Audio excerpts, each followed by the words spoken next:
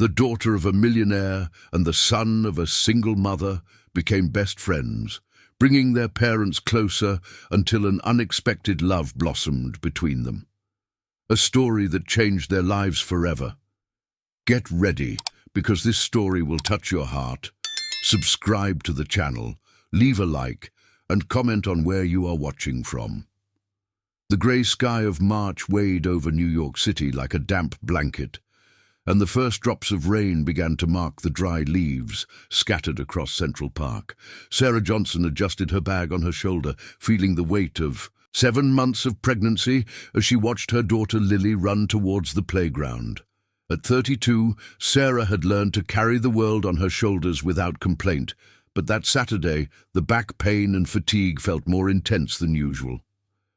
"Mom, can I play over there?" Lily pointed to the tallest slide, her brown eyes shining with the same stubborn determination that Sarah recognized in herself. "Of course, sweetheart, but be careful of the wet ground," Sarah replied, settling onto the nearest bench. Her dark brown hair, tied back in a simple ponytail, swayed as she moved, and her hands instinctively rested on her rounded belly. Sarah had been working as a preschool teacher at Maple Bear School in Manhattan for 5 years. It was a job she loved deeply. The ability to connect with children was almost magical, a natural skill that earned her respect from parents and adoration from the little ones.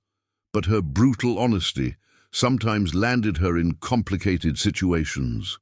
The previous week, she had confronted a mother about her son's aggressive behavior, saying exactly what she thought about overly permissive parenting. The meeting did not end well. The park was nearly empty due to a threatening weather. Only a few brave families faced the possibility of rain for the sake of their children. Sarah watched as Lily cautiously climbed the steps of the play structure when she noticed a boy of the same age standing alone near the swings, wearing a navy blue polo shirt that clearly cost more than her weekly salary. The boy looked around with growing desperation, and Sarah could see tears beginning to form in his eyes. "Daddy! Daddy!" the boy shouted, his voice echoing through the nearly empty park. Sarah instinctively stood up, her protective nature speaking louder than caution. She recognized that kind of childhood panic. She had witnessed it dozens of times at school when a child lost sight of their parents for a few minutes. At that moment, Lily slid down the slide, too excited to pay attention to the slippery ground. The collision was inevitable. The two children collided with enough force to both fall onto the wet ground, Lily letting out a surprised scream while the boy burst into even more intense tears. "Lily!" Sarah ran as fast as she could, her heart racing. "Are you hurt?" "I'm fine, Mom," Lily replied, getting up and brushing the sand off her scraped knee. But upon seeing the boy crying desperately on the ground, her expression changed completely. "Hi, are you okay? I'm sorry for bumping into you." The boy lifted his tear-streaked face. He had intense green eyes and messy blonde hair, and Sarah immediately realized he was much more shaken by the separation from his father than by the fall. I can't find my daddy," he sobbed. "He was here, and now he's gone." Sarah knelt beside him with some difficulty, ignoring the dampness seeping into her jeans. "What's your name?" "Gabriel," he replied between sobs. "Gabriel Smith." The last name made Sarah furrow her brow. Smith. She had seen that name in the news, always associated with the medical and hospital field. But at that moment, it didn't matter. What mattered was a scared child who needed to find his father. "Look, Gabriel, let's find your dad together, okay? Lily, can you help?" Sarah extended her hand to the boy, who hesitated for just a second before accepting it. "Sure," Lily replied immediately, offering her small, free hand to Gabriel. "Let's walk slowly and look around. What does your dad look like?" "He's tall and wears glasses," Gabriel tried to explain, his breathing still uneven, and he always fiddles with his phone. The three began to walk through the park, forming a small human chain. Sarah felt the responsibility weighing on her shoulders. If anything happened to this clearly well-off child, she could face serious problems. But her conscience wouldn't allow her to abandon a lost child. That's when she saw him. A tall man, probably in his late 30s, was running desperately among the trees in the park, his phone glued to his ear. His brown hair was disheveled, his light blue dress, shirt partially wet from the fine rain, and his modern glasses were fogging up with the rush. Even from a distance, Sarah could see the expression of absolute panic on his face. "Gabriel!" the man shouted, his voice laden with desperation and relief as he finally spotted the group. "Daddy!" Gabriel let go of their hands and ran towards his father, who knelt on the wet ground without caring about his expensive suit. Sarah watched the reunion with a tightness in her heart. The man embraced his son with an intensity that spoke of real fear, not just ordinary paternal concern. His hands trembled slightly as he checked if Gabriel was hurt, and she could hear fragments of whispered words. "I'm sorry, son. Daddy should never have lost sight of you. It's okay now." After a few moments, the man finally stood up and walked towards Sarah, who had remained discreetly back with Lily. Up close, she could see that he was even more impressive, not just for his height and physique, but for the intensity of his dark eyes, which now showed a deep gratitude mixed with embarrassment. Thank you so much," he began, clearly struggling to find the right words. "I don't know how to thank you. I got distracted for just a second to take a call from the hospital, and when I looked—" "It's normal," Sarah gently interrupted. "It happens to any parent. The important thing is that everything is fine now." "Edward Smith," he introduced himself, extending his hand firmly. When Sarah shook it, she noticed it still trembled slightly. "Sarah Johnson. And this is Lily." Edward knelt down to Lily's level, who had remained shyly behind her mother. "Thank you so much for taking care of Gabriel, Lily. You were very brave." Lily smiled, clearly delighted by the attention. "You're welcome. Gabriel is nice. Can we play again?" The children exchanged glances with the instant camaraderie that only little ones can develop. Gabriel, now completely recovered from the scare, waved enthusiastically. "Can I, Dad? Please?" Edward hesitated, looking at Sarah with an expression that was hard to decipher. There was gratitude, but also something more, perhaps curiosity or even genuine interest. "If Lily's mother doesn't mind," he began diplomatically. Sarah felt a pang of self-consciousness. Her simple outfit, faded jeans, a basic navy blue t-shirt and well-worn sneakers, contrasted sharply with his clearly expensive look. But Lily was radiant at the prospect of a new friendship, and Sarah would never deny her daughter happiness because of her own insecurities. "Of course, as long as you don't get hurt," she replied, gently touching Lily's hair. The children ran back to the playground, now as allies instead of strangers. Sarah and Edward watched from a distance, a slightly uncomfortable silence settling between them. The rain began to fall harder, forcing everyone to seek shelter under one of the park's awnings. The damp aroma of wet earth mingled with the distant smell of sweet popcorn from a vendor struggling to keep his cart dry. "Do you work in the medical field?" Sarah asked, trying to break the silence. "I own a network of hospitals," Edward replied simply, without ostentation. "And you?" "I'm a preschool teacher."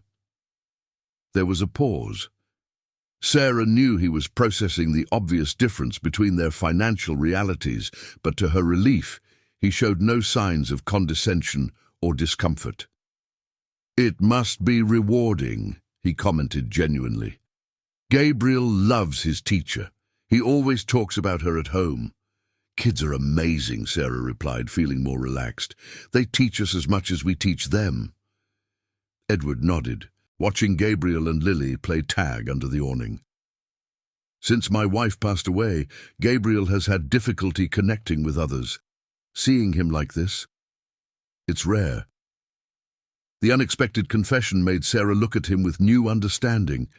She now understood the intensity of his panic when he lost sight of his son, and also how Gabriel had responded to her and Lily's genuine affection. "I'm sorry for your loss," she said sincerely. "Thank you. It was 3 years ago, but it's still hard." The rain continued to fall, creating a bubble of forced intimacy between these two strangers who had met by chance. The children laughed loudly as Gabriel intentionally slipped on the wet ground to make Lily laugh, and both Sarah and Edward involuntarily smiled. "I think they've found something in each other," Edward observed. "It seems so," Sarah agreed, one hand unconsciously resting on her belly. Edward noticed the gesture and, for the first time, seemed to truly register her pregnancy. His expression subtly changed, not negatively, but with a complexity that Sarah couldn't fully interpret. When the rain finally eased, it was time to say goodbye. The children protested vehemently, promising each other they would return next Saturday.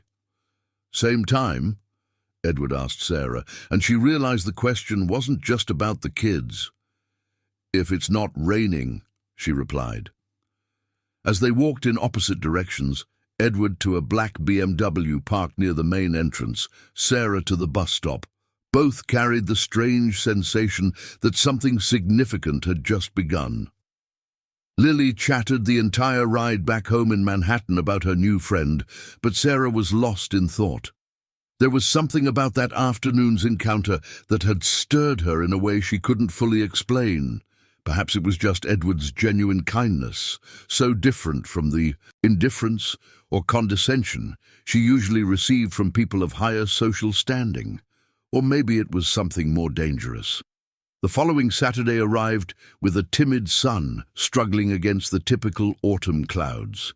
Sarah woke up earlier than usual, feeling a strange anxiety in her stomach that she preferred to attribute to her pregnancy.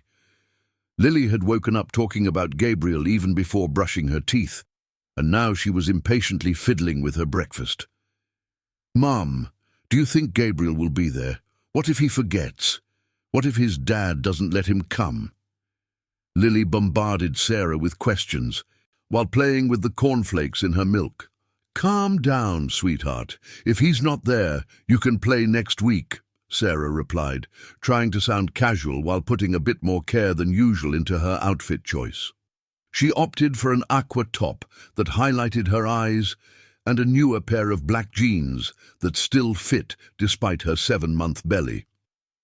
The journey to Central Park was accompanied by Lily's contagious enthusiasm, who invented 3 different games to play with Gabriel as soon as she saw him. Sarah smiled, remembering what it was like to be a child and have the ability to get completely excited about the prospect of a new friendship. When they arrived at the park, Sarah scanned the playground with her eyes, trying to appear uninterested. Edward had not yet arrived, and she felt a pang of disappointment that irritated her. She wasn't there to meet a man, she was there for Lily's well-being. "He didn't come," Lily murmured, clearly disappointed. "It's still early, dear. Let's play a bit while we wait." Mother and daughter headed to the swings, and Sarah settled onto a nearby bench, watching Lily swing with increasing determination with each movement. The park was busier than the previous week. Entire families were enjoying the sunny Saturday, and the sound of children playing created a joyful symphony that always calmed Sarah. That's when she heard the familiar voice. "Lily! Lily!" Gabriel was running towards the swings, with Edward a few meters behind, clearly trying to keep up with his son's quick pace. The boy was wearing a blue and white striped t-shirt and sneakers that probably cost more than Sarah's monthly rent, but his radiant smile was genuine and contagious. "Gabriel!" Lily jumped off the swing before it, had completely stopped, running to meet her friend. Sarah stood up, instinctively adjusting her blouse, and walked towards Edward, who was arriving out of breath. "Good morning," she greeted, noticing he was dressed more casually. A white polo shirt and dark jeans that, while clearly expensive, made him seem more approachable. "Good morning, Sarah. Sorry for the delay," Gabriel woke up at 6 this morning asking if it was time to come to the park yet. Edward smiled, running a hand through his hair. I had to convince him to have breakfast first. Lily did the same thing, Sarah laughed. I think we made two very eager friends. They walked together to a bench with a good view of the playground, keeping a respectful but comfortable distance. Sarah noticed that Edward seemed more relaxed than the previous week. His shoulders weren't tense, and he was actually watching Gabriel play instead of constantly checking his phone. "How was your week?" Edward asked, turning slightly towards her. "Busy. We had a spring festival at school, and organizing 25-year-olds for a performance is challenging." Sarah smiled, recalling the controlled chaos that had been the rehearsals. "And yours?" 3 emergency surgeries, and 2 meetings that lasted an eternity, but it was worth it when Gabriel woke me up this morning all excited. There was a comfortable pause as they watched the children invent an elaborate game involving the slide, imagination, and a lot of running around. Gabriel had completely lost the shyness from the previous week and was clearly leading the play, while Lily followed him enthusiastically. "He seems different," Sarah commented, "more relaxed." "I was thinking the same thing about Lily. Is she naturally sociable, or is it just with Gabriel?" "She's always been affectionate, but she usually takes longer to open up to new people. With Gabriel, it was instant." Edward nodded thoughtfully. "Gabriel has a hard time making friends. Most of the kids at his school are, how can I explain this, very competitive. The parents compare grades, extracurriculars, who has the most expensive car." Sarah looked at him with renewed interest. "That must be tough for him." "It is. I grew up that way too, and I know how lonely it can be. Every friendship seems to have an agenda behind it." Edward hesitated before continuing. "Sorry, I don't want to sound like I'm complaining about privileges." "You don't," Sarah replied honestly. "Loneliness is loneliness, regardless of the bank account." Her sincerity seemed to surprise Edward. "Most people don't understand that." "Well, I'm a teacher. I see kids from all social classes, and they all have the same basic fears of not being loved, of not belonging anywhere." Edward studied her with an intensity that made her shift uncomfortably on the bench. "Do you always speak like this? Straight to the point?" Sarah blushed slightly. "It's a flaw of mine. My honesty sometimes makes people uncomfortable." "It doesn't bother me. It's refreshing." At that moment, Gabriel came running towards them with Lily right behind. "Dad, can I show Lily how to skateboard? Did you bring mine?" Edward frowned. "Son, you've only skated twice. You don't have enough experience to teach." "But I want to try," Lily interjected, looking at Sarah with pleading eyes. "Skateboarding is dangerous, sweetie. You could get hurt," Sarah replied automatically. "Please, Mom, Gabriel said it's super easy." Edward and Sarah exchanged glances over the children's heads. There was a silent negotiation happening, 2 parents trying to balance safety with their children's happiness. "What if we start slow?" Edward suggested. "I have safety gear in the car, and I can hold both of them while they try to balance." Sarah hesitated.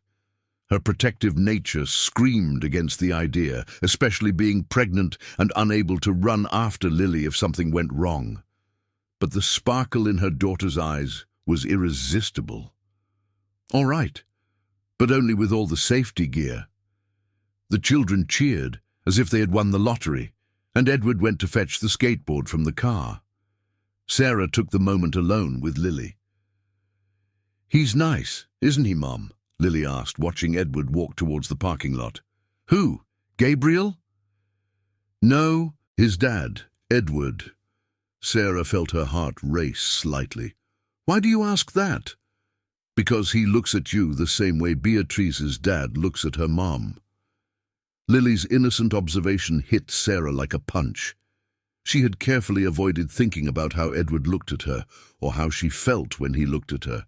"Lily, we just met. Edward and I are just friends of our kids." "Okay," Lily replied, but her smile suggested she didn't completely believe it. Edward returned carrying not just a small skateboard, but a complete set of safety gear that looked like it. Cost more than Sarah's monthly salary.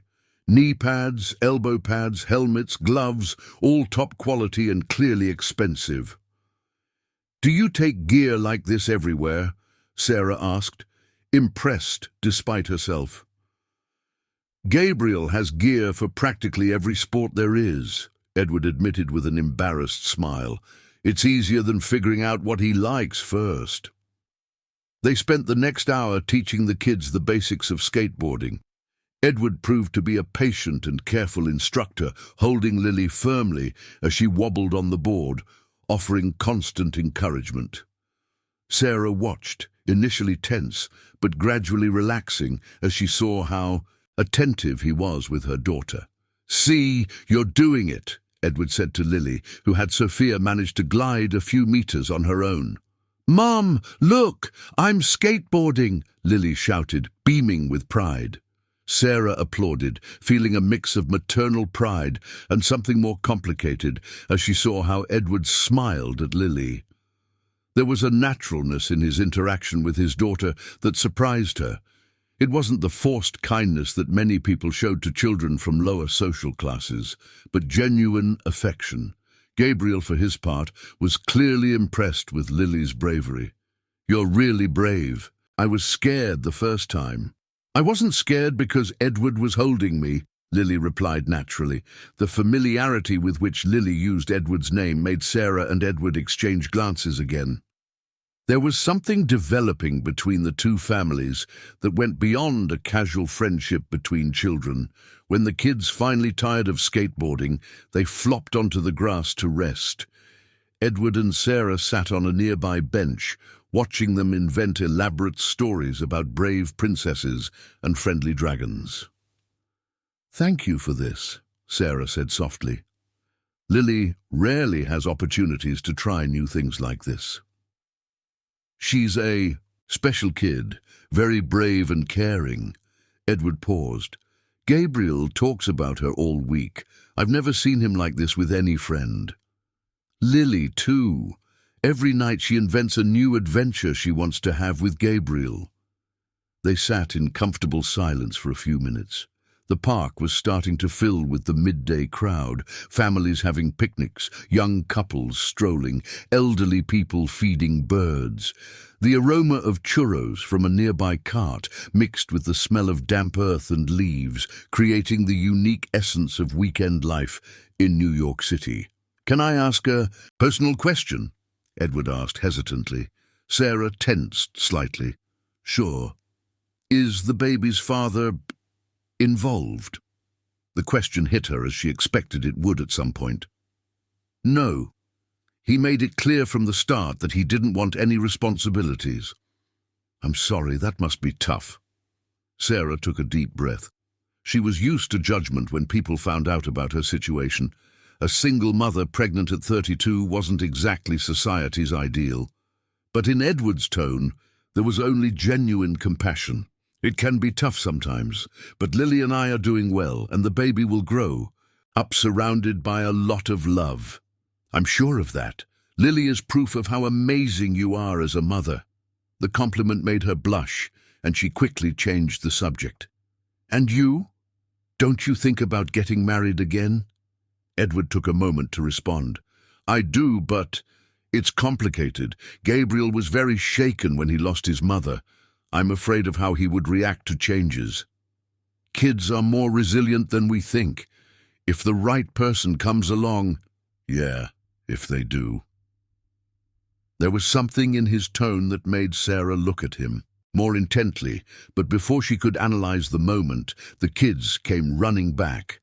"Can I take Lily to see the fish in the lake?" Gabriel asked politely. Sarah hesitated. The lake was a 5-minute walk away, too far for distant supervision. "I'll go with you," Edward offered, noticing her hesitation. We'll all go, Sarah decided, getting up with some difficulty. The walk to the lake was accompanied by the kids' animated chatter as they invented a competition to see who could name the most different types of birds.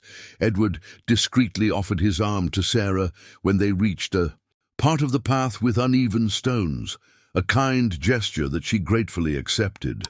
At the lake, the kids were mesmerized by the colorful fish and ducks lazily swimming in the slightly green water. Gabriel explained to Lily everything he knew about the different species, clearly proud of his knowledge, while she listened to him with genuine attention. "They're perfect together," Edward commented softly.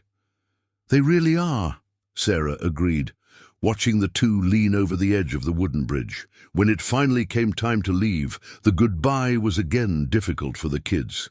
But this time, there was a tacit certainty that they would meet again next week. "Same place, same time?" Edward asked as they walked toward the cars. "Of course," Sarah replied, trying to sound casual. But as she waited for the bus and watched Edward's BMW disappear into traffic, Sarah knew she was starting to look forward to Saturdays with an anxiety that had very little to do with Lily's happiness. The following weeks established a rhythm that became the highlight of Sarah's Saturdays. April arrived with its cool mornings and sunny afternoons, and the meetings in the park evolved from casual encounters to tradition. Gabriel and Lily developed a friendship that transcended the obvious differences in their worlds. She taught him simple games she learned at public school, while he shared knowledge gained from private lessons in swimming, tennis, and French. Sarah, now 8 months pregnant, felt increasingly uncomfortable physically, but emotionally she was experiencing something she hadn't felt in years. Edward had become more than just Lily's friend's father. Their conversations evolved from small talk to genuine discussions about education, values, and life. On this particular Saturday, they had decided to try something different. Edward suggested Prospect Park, claiming it would be less crowded and have more space for the kids to run around. Sarah agreed despite the anxiety of breaking the comfortable routine of Central Park. "Mom, do you think Gabriel will like this park?" Lily asked as they got off the bus at University Station. "I'm sure he will. He likes being with you no matter where," Sarah replied, adjusting her bag on her shoulder. The walk to the park felt longer than usual, and she stopped a few times to rest. Edward and Gabriel were already waiting at the main entrance when they arrived. Sarah immediately noticed that Edward seemed different, more casual, wearing a simple grey t-shirt and running shoes, as if he had made a conscious effort to appear less formal. "You guys are here." Gabriel ran to hug Lily, as if he hadn't seen her in ages, weeks instead of just 7 days. "Are you okay?" Edward approached Sarah, noticing how she was breathing heavily. "Do you want to sit for a bit?" "I'm fine, just a little tired," she lied, secretly appreciating his genuine concern. They walked slowly along the park trails, with the kids exploring every interesting tree and bridge they encountered. Prospect Park was indeed quieter, with much more greenery and fewer crowds. Sarah felt more relaxed, away from the curious glances she sometimes received in Central Park when people noticed the obvious difference between her and Edward. "How are you feeling? With the pregnancy, I mean," Edward asked as they watched Gabriel teach Lily how to identify different types of leaves. "Physically, exhausted, emotionally?" Sarah hesitated. "Worried. About the delivery? About everything. About how I will balance 2 small children and work. About finances. About how Lily will react to sharing attention." Sarah abruptly stopped talking, realizing she was sharing very personal concerns with someone she had only known for a few weeks. "Sorry, you don't need to carry my problems." "They're not problems. They're legitimate concerns, and it's not a burden to share." Edward stopped walking and turned to her. "Can I make a confession?" Sarah nodded, curious. "I look forward to Saturdays all week. Not just because Gabriel is happy, but because I enjoy talking to you. You're the first person in years who treats me as Edward, not as the owner of the Smith Hospitals." The confession caught her off guard. "I didn't even know you were famous." "I'm not famous, but my last name opens doors. And most people want something. A position in the hospital, investment in some project, connections. You never asked for anything." "Because I don't need anything," Sarah replied automatically, and then realized how defensive she sounded. "Sorry, I didn't mean to sound rude." "You didn't sound rude. You sounded honest, as always." They were interrupted by Lily shouting, "Mom, look! Gabriel taught me how to make a flower crown." Sarah turned to see her daughter wearing an improvised crown of white daisies, beaming with pride.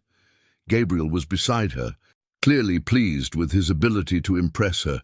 "You look beautiful, sweetheart. Where did you learn that, Gabriel?" "My mom used to make them for me when I was little," Gabriel replied naturally, and then his face fell slightly as he realized what he had said. Edward knelt beside his son. "Your mom made beautiful crowns, didn't she? She would have been proud to see you teaching Lily." Gabriel nodded, a sad but genuine smile appearing. "She loved flowers. Our garden was full of them." Sarah felt her heart tighten. She rarely witnessed Edward and Gabriel talking about the lost wife and mother, and the ease with which Edward navigated the emotional moment impressed her. "Lily, how about we make a crown for me too?" Sarah suggested, trying to keep the mood light. "And one for Gabriel's dad," Lily enthusiastically added. The next 2 hours passed in a bubble of calm concentration. The kids dedicated themselves to finding the perfect flowers, while Edward and Sarah sat on the grass nearby, talking about everything and nothing. Sarah learned that Edward had studied medicine before inheriting the family business, and that he still missed direct patient care. Edward discovered that Sarah had always wanted to be a teacher, even when her family pressured her to pursue business or accounting. "Have you ever regretted choosing medicine over business?" Sarah asked, absent-mindedly playing with the grass. "Every day until I met you," Edward replied, then stopped, clearly surprised by his own honesty. "What do you mean?" Edward looked at Gabriel, who was patiently helping Lily weave the flower stems. Gabriel was never like this. So present, engaged.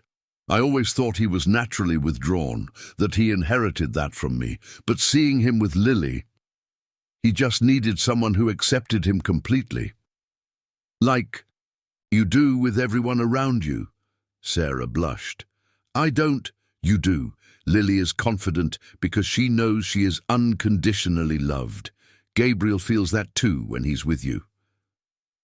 Before Sarah could respond, Lily ran up to them with 2 new crowns, a small one for Sarah and a larger, more elaborate one for Edward. "Now we're all royalty," Lily declared, carefully placing the crown on her mother's head.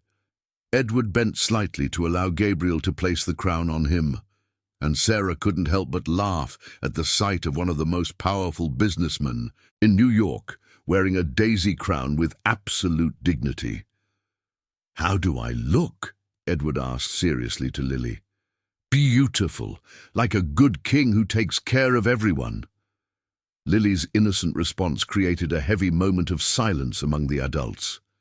Sarah realized she was looking at Edward differently, not as a rich and unreachable stranger, but as a man who clearly cared for his daughter as much as for his own son. "I'm hungry," Gabriel announced, breaking the moment. "Me too," Lily immediately agreed. Sarah checked the time and realized it was almost 2 in the afternoon. Her stomach growled in response, reminding her that she had only eaten a buttered roll for breakfast.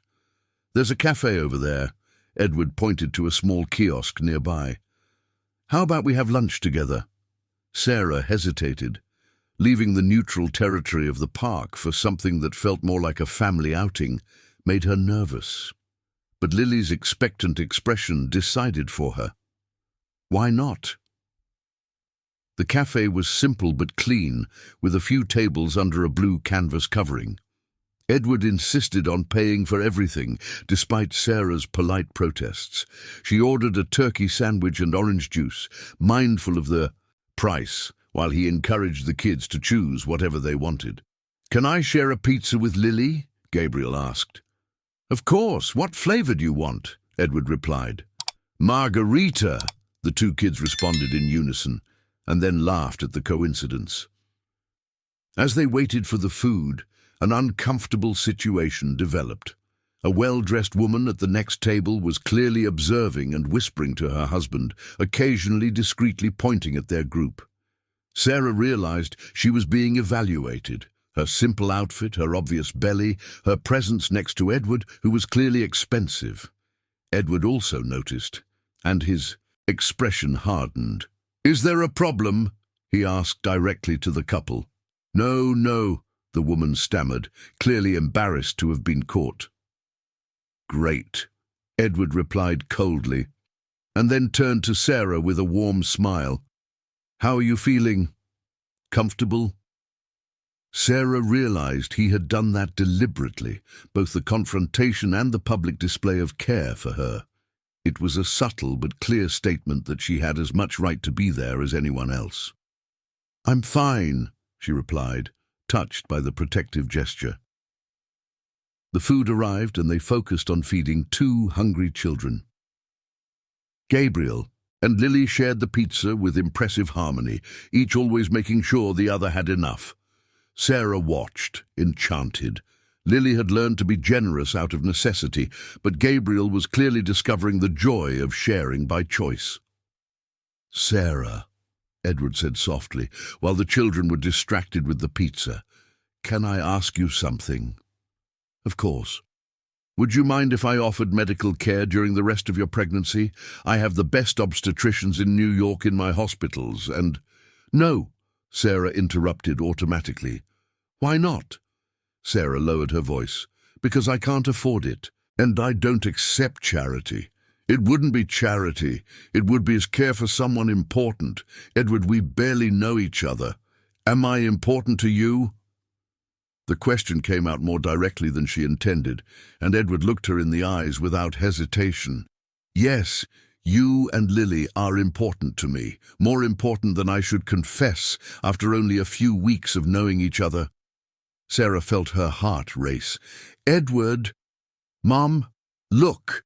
Lily interrupted, showing how she had taught Gabriel to make funny faces with the pizza's tomato pieces.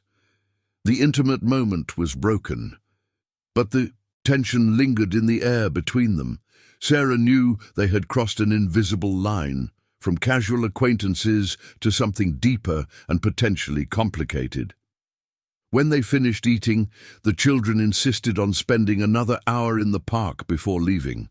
Edward and Sarah walked side by side, occasionally brushing against each other when a child ran between them. Each casual touch sent an electric jolt through Sarah that she tried to ignore. "Sarah," Edward began as they were preparing to say goodbye, "I know this might sound presumptuous, but would you like to have dinner with me?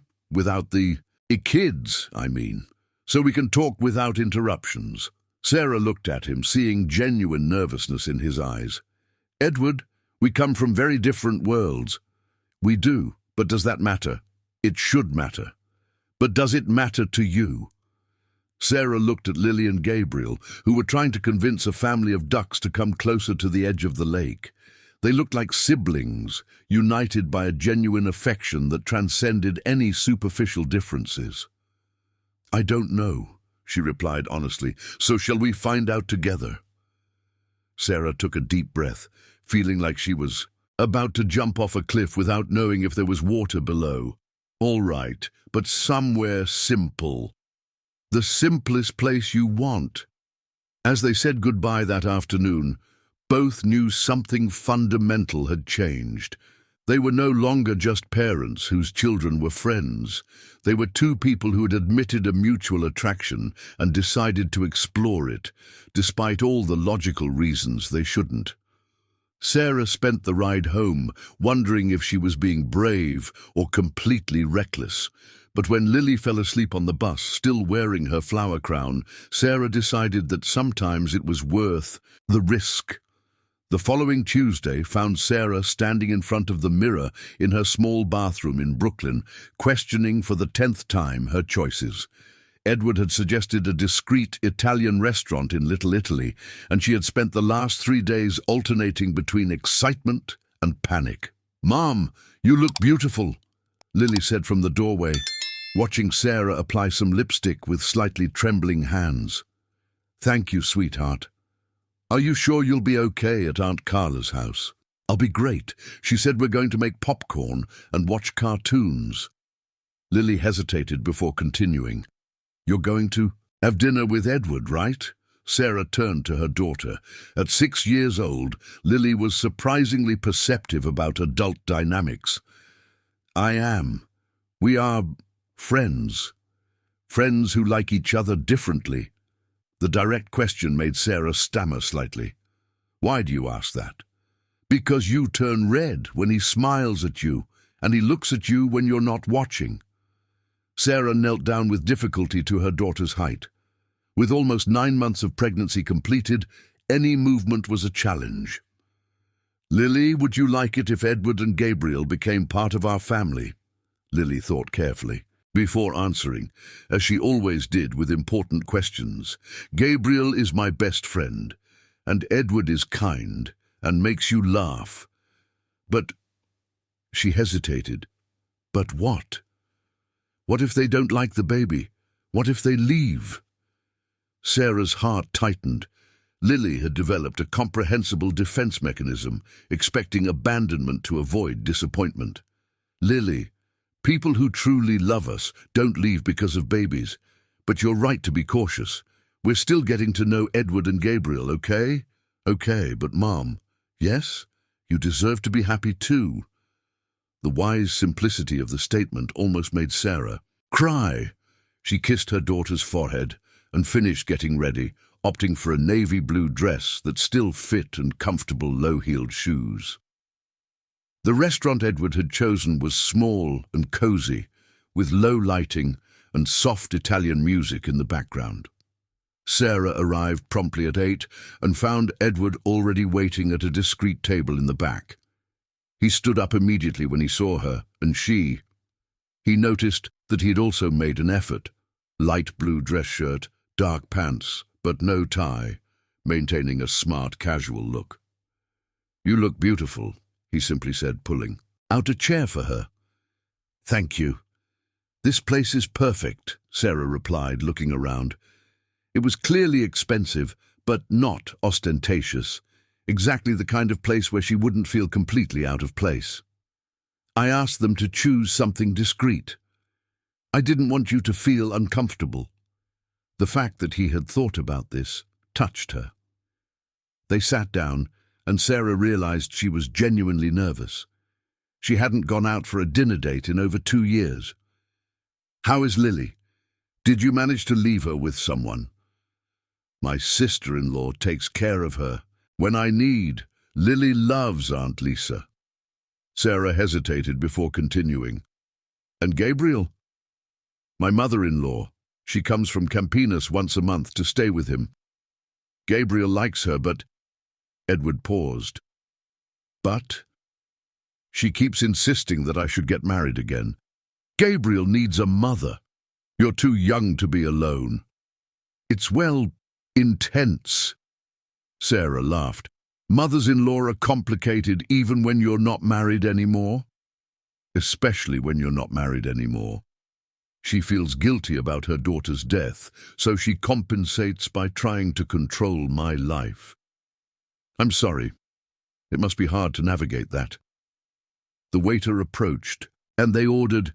Edward chose a red wine, while Sarah opted for sparkling water and orange juice. She noticed he didn't make any comment about her non-alcoholic choice, just ordered a bottle of water as well. "Sarah," Edward began when they were alone again, "can I ask some personal questions about Lily's father, about your family?" Sarah tensed slightly but nodded. "Go ahead." Lily mentioned once that she doesn't have grandparents.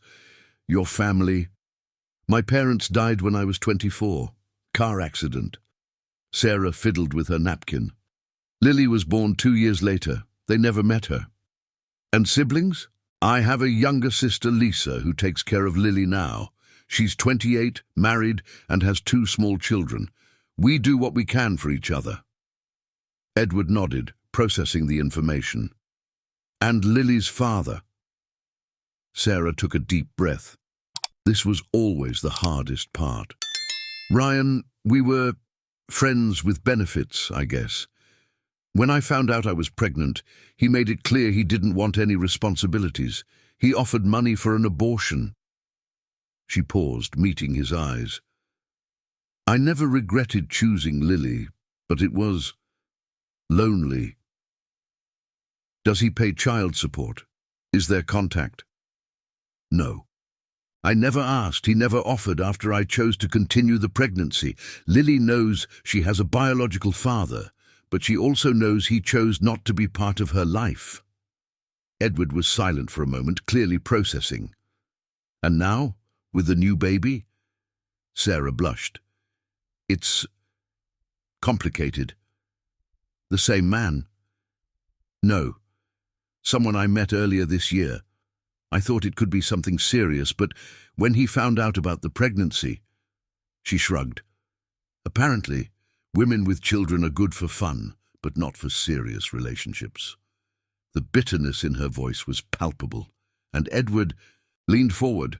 Sarah, you know this is about them, not about you, right? In theory, yes. In practice, it's hard not to feel defective. You're not defective. You're brave, smart, caring. Any man who can't see that is an idiot. Sarah looked at him, surprised by the intensity of the statement.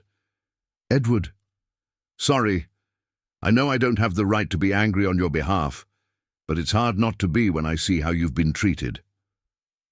The food arrived, mushroom risotto for Sarah and grilled salmon for Edward, and they ate in comfortable silence for a few minutes. Sarah was surprised by her appetite. The nerve she had felt earlier had transformed into a sense of ease she hadn't experienced with men in a long time. Now it's my turn to ask questions, Sarah said, cutting into her risotto. Tell me about your wife. Edward paused with his fork in the air. Lisa, we met in medical school. Was she a doctor too?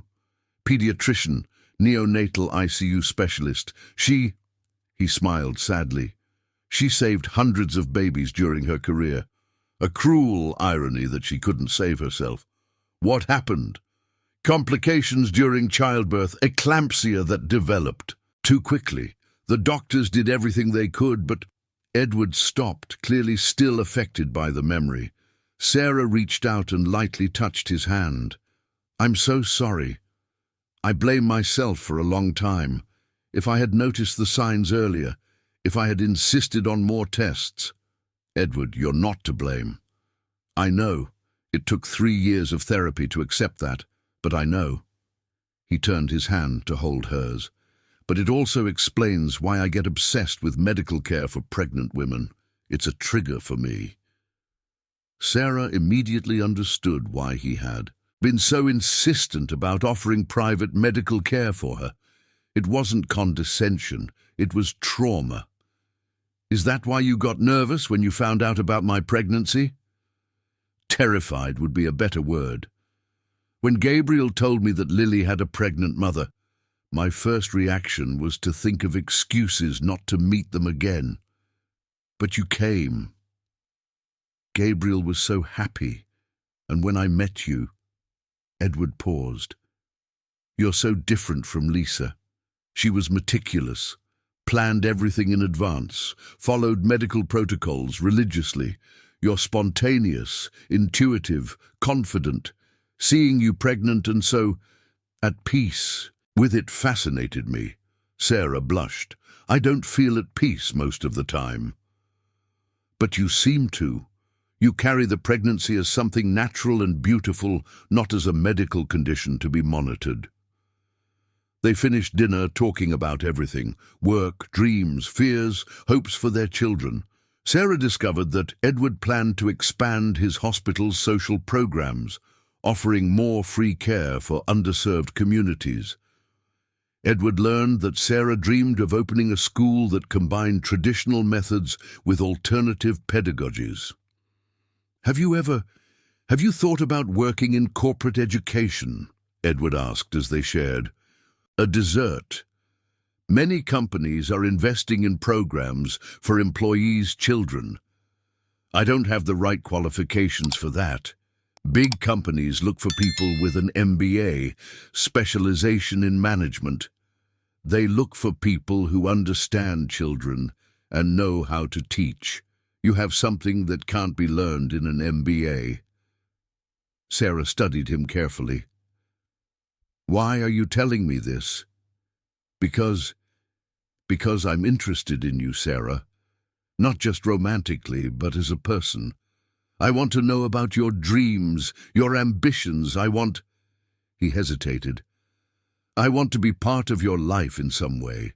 The confession left her speechless for a moment. "Edward, I have 2 small children, a full-time job, and I'm about to give birth. My life is organized chaos at best. I have a son traumatized by the loss of his mother. I run a company that demands 70 hours a week, and I'm terrified of getting romantically involved with women. We're both complicated." Sarah laughed despite the seriousness of the conversation. "We really are. But Sarah, when I'm with you and Lily, I feel normal. I'm not the wealthy widower with a troubled child, or the workaholic who compensates for paternal absence with expensive gifts. I'm just Edward. And is that a good thing?" "It's liberating." They left the restaurant, walking slowly. The May night was cool but pleasant, and the streets of Little Italy were bustling with typical Tuesday nightlife. Edward insisted on calling an Uber for Sarah, despite her protesting that she could take public transport. "Sarah," Edward said as they waited for the car, "I know this is complicated. Our lives, our differences, the timing. But can I ask you one thing?" "What?" "Don't give up on us before we give it a real chance." Sarah looked into his eyes, seeing genuine vulnerability mixed with hope. She knew she was treading into dangerous territory. Falling for Edward would mean not only risking her own heart, but potentially confusing Lily and Gabriel. "Okay," she replied, "but slowly, because of the kids." "Slowly," he agreed. When the Uber arrived, Edward gently kissed her on the forehead, a gesture that managed to be intimate without being presumptuous. During the ride home, Sarah placed her hand on her belly and felt the baby move. In a few weeks, she would have 2 children to raise on her own. But, for the first time in months, the prospect didn't completely scare her. Maybe, just maybe, she wouldn't have to do this alone. Friday arrived with torrential rain that turned the streets of Manhattan into temporary rivers. Sarah was in the middle of a lesson about geometric shapes with her 5-year-olds when she felt the first real contraction, different from the Braxton Hicks contractions she had experienced in recent weeks. She paused in the middle of her explanation about triangles, one hand instinctively going to her belly. "Aunt Sarah, are you okay?" asked Beatrice, an observant girl who always noticed changes in adults' behavior. "I'm fine, dear. Keep coloring while I drink some water," Sarah replied, trying to keep her voice calm as she walked to her desk. Another contraction came 15 minutes later, more intense. Sarah looked at the clock. It was 2:30 in the afternoon, still 2 hours until the end of classes. She took a deep breath, recalling the relaxation techniques she had learned during Lily's pregnancy, and tried to focus on the children. But when the third contraction hit just 10 minutes later, Sarah knew it wasn't a false alarm. The baby was coming, and it was coming now. "Kids, pay attention," she announced with forced calm.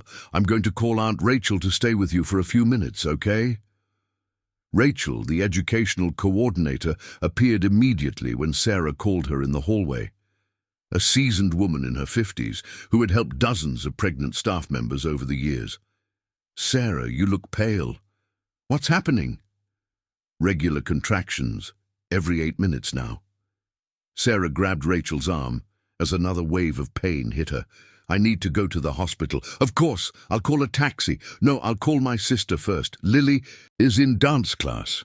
She needs—" "Sarah, Lily can stay here until your sister arrives. Go to the hospital now." As Rachel took over her class, Sarah staggered to the teacher's lounge, her hands trembling as she searched for her phone in her bag. The rain pounded violently against the windows, and she could hear the chaotic traffic outside. First call, Lisa. "The number you dialed is out of coverage area." Panic surged up Sarah's throat. Lisa was in a work meeting and always turned off her phone. Second call, Mark, Lisa's husband. "Hello? Mark, it's Sarah. The baby is coming. Lisa isn't answering her phone. Can you pick up Lily from school?" "Of course. But Sarah, where are you? Do you want me to take you to the hospital too?" Another contraction, stronger than the previous ones, doubled her over. "No, you get Lily. I'll figure it out." "Sarah, are you sure I can—" "Get Lily, please. She's in dance class in the building next door." Sarah hung up and stood still in the empty teacher's lounge, feeling an overwhelming loneliness. In movies, pregnant women always had husbands to rush them to the hospital, or at least close. In families, she had a busy sister and a helpful brother-in-law, but both were on the other side of the city in Manhattan traffic. Another contraction. 6 minutes now. Without thinking too much, her fingers dialed a number she had memorized without realizing it. "Hello? Edward?" Her voice came out more desperate than she intended. "Sarah, what happened?" "The baby is coming. I'm at school and—" "Where are you? Exactly where?" "Maple Bear School in Manhattan. Sabara Street with—" "I know where that is. Don't leave where you are. I'll be there in 15 minutes. "Edward, you don't have to—" "Sarah." His voice became firm with authority. Sarah had never heard anything like it before. "Stay where you are. I'm coming." He hung up before she could protest again. Sarah sat in a chair, trying to control her breathing as the contractions intensified. Rachel appeared at the door a few minutes later. "How are you, dear?" "Contractions every 5 minutes now. Someone is coming to get me." "Great. Lily is fine. She's helping entertain the other kids with stories about the little brother who's on the way." The mention of Lily made Sarah emotional. Her 6-year-old daughter was being brave while she was falling apart. "Rachel, if something happens to me—" "Nothing is going to happen. You are strong, and American women know how to give birth," Rachel said firmly. "But if it makes you feel better, Lily will always be well taken care of here until your family arrives." 12 minutes later, Sarah heard someone speaking quickly with the receptionist, followed by hurried footsteps in the hallway. Edward appeared at the teacher's lounge door, completely soaked from the rain, hair sticking to his forehead, his dress shirt drenched. "How are you?" He went directly to her, kneeling beside the chair. "The contractions are stronger, every 4 minutes now." Edward looked at the clock. "We have to go, now." He gently helped her to her feet, but Sarah could feel the urgency in his movements. "My bag. Rachel can bring it later. Let's go." Edward's car, a black BMW that Sarah had only seen from a distance, was parked in front of the school with its hazard lights on. The rain had decreased to a steady drizzle, but it was still enough to soak them during the short walk to the vehicle. "General Hospital or St. Joseph's?" Edward asked as he adjusted the seat to make her more comfortable. "General Hospital. That's where I did my prenatal care through Medicaid." Edward hesitated for just a second before nodding and starting the car. "General Hospital, then." The traffic was impossible. What would normally be a 15-minute drive turned into a 40-minute nightmare through flooded streets and traffic jams. Sarah tried to breathe through the contractions, which were now coming every 3 minutes, while Edward navigated the streets with absolute concentration. "I'm sorry," she said during a brief pause between contractions. "You shouldn't have to deal with this." Sarah, look at me. Edward stopped at a red light and turned to her. I want to be here. You called me because you trust me, and that means everything. But Lisa would have wanted me to take care of you. She was an obstetrician, remember? She knew better than anyone that childbirth doesn't wait for convenience. A particularly intense contraction made her groan, and Edward immediately took her hand. Breathe with me. In slowly, out slowly. Do you know about childbirth? I was there when Gabriel was born. I learned a few things. He didn't mention that he had also been present when Lisa died, but Sarah could see the tension in his jaw. They finally arrived at General Hospital. Edward stopped at the emergency entrance and ran to get a wheelchair, completely ignoring parking rules. Within minutes, Sarah was being assessed by a competent obstetric nurse. 8 centimeters dilated, the nurse announced. This baby isn't going to wait much longer. We're taking you to the delivery room. Can I come? Edward asked. The nurse looked him up and down. Expensive suit, clearly expensive watch, authoritative demeanor. Are you the father? Sarah and Edward exchanged glances. The simple question carried so much weight. He is. Sarah began, but another contraction stopped her from finishing. I'm someone who cares about her, Edward replied firmly. And she called me because she trusted me to be here. The nurse, an experienced woman who had seen all kinds of family configurations, nodded. Then come, but you'll have to put on scrubs. The next 2 hours were a blur of pain, breathing, and Edward's constant presence holding her hand. He didn't try to give advice or say that everything would be okay. He just stayed there, solid and reliable, offering his strength when she needed it. I can see the head, the obstetrician announced. A few more contractions and we'll meet your baby. Edward, Sarah gasped between contractions, if something happens to me, nothing is going to happen. But if it does, will you take care of Lily? Please? Edward squeezed her hand tighter. Nothing is going to happen to you, but yes, I promise, Lily will always be taken care of. 3 contractions later, Sarah heard the most beautiful sound in the world, the first cry of her baby, a healthy boy weighing 7 pounds and 2 ounces, who stopped crying immediately when placed on her chest. He's perfect, Edward whispered, and Sarah noticed there were tears in his eyes. Do you want to hold him? She offered. Edward hesitated. Can I? When the baby was placed in Edward's arms, something changed in his expression.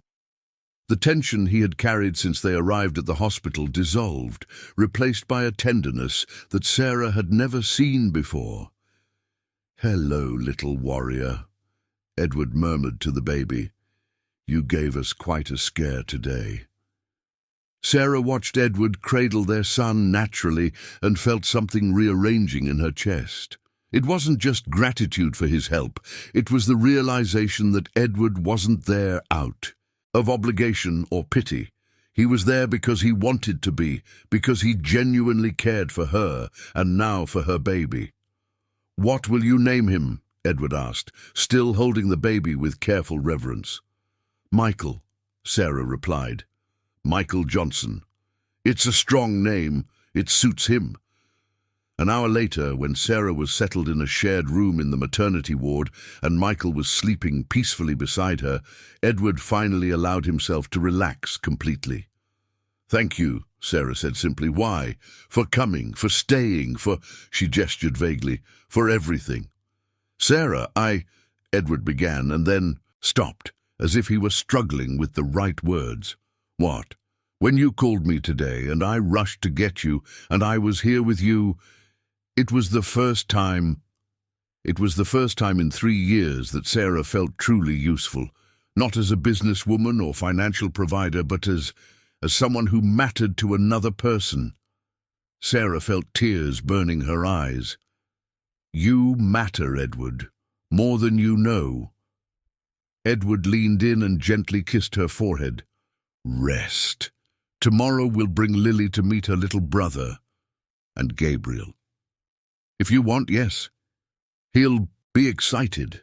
After Edward left, Sarah lay in the dark, listening to the soft sounds of Michael sleeping beside her. For the first time since she learned of her pregnancy, she didn't feel alone facing motherhood. She had called Edward in an emergency, and he had responded without hesitation. But more than that, he had been present in a way that went beyond practical help. He had offered emotional strength, genuine care, and a form of love that she wasn't sure she deserved. Maybe, just maybe, she was finally learning that accepting help didn't mean losing independence. Sometimes it meant gaining family. The Saturday morning sun streamed through the hospital room windows when Sarah woke up to Michael softly crying beside her. 3 days had passed since the birth, and she was finally feeling more like herself, despite the deep fatigue that seemed to have settled in her bones. "Good morning, my love," she whispered to Michael, picking him up to breastfeed. He was a surprisingly calm baby, nothing like Lily had been in her early days. Lily had cried for hours, while Michael seemed content to observe the world with curious dark eyes that reminded her of her own. A gentle knock on the door interrupted the intimate moment. Sarah hoped it was a nurse, but instead Lily appeared in the doorway, holding Edward's hand, with Gabriel right behind her, carrying a bouquet of flowers, clearly chosen by a child. "Mom!" Lily ran to the bed, stopping abruptly when she saw Michael. "He's so small." "Do you want to meet your little brother?" Sarah asked, adjusting Michael so Lily could see him better. Lily approached reverently, her eyes wide. "He looks like a little doll. Can I touch him?" "Of course," gently. Lily delicately touched Michael's tiny hand, which immediately grasped her finger. "Mum, he's holding my finger. He likes me." Gabriel had stayed by the door, clearly unsure. Edward gently encouraged him. "Go on. You can come closer." "He's really small," Gabriel whispered, slowly approaching. "Smaller than the babies born at my dad's hospital." "Michael was born a little early, but he's perfectly healthy," Sarah explained. "Edward, how did you manage to bring them? I thought visiting hours for kids were only in the afternoon." Edward smiled slightly, knowing the medical director has its advantages, but mainly, Gabriel wouldn't stop asking about the baby since yesterday. "I brought flowers," Gabriel announced, offering the bouquet to Sarah. They were daisies and sunflowers mixed in a charmingly disorganized way. "My dad said you like simple flowers." Sarah accepted the flowers, touched by the gesture. "They're beautiful, Gabriel." "Thank you." "Can I hold the baby?" Lily asked hopefully. Sarah looked at Edward, who nodded. "Sure, but you need to sit in the chair first." Edward helped Lily position herself properly in the armchair next to the bed, and then helped Sarah carefully transfer Michael into the arms of his older sister.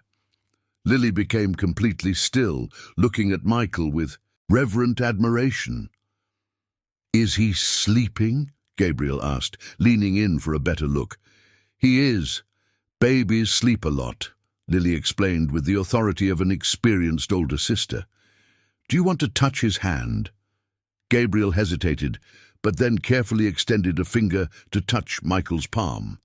To everyone's surprise, Michael opened his eyes and looked directly at Gabriel. "He's looking at me!" Gabriel exclaimed quietly, amazed. "Babies can see from the moment they're born," Edward explained. "They recognize voices and faces." Sarah watched the interaction with a tight heart.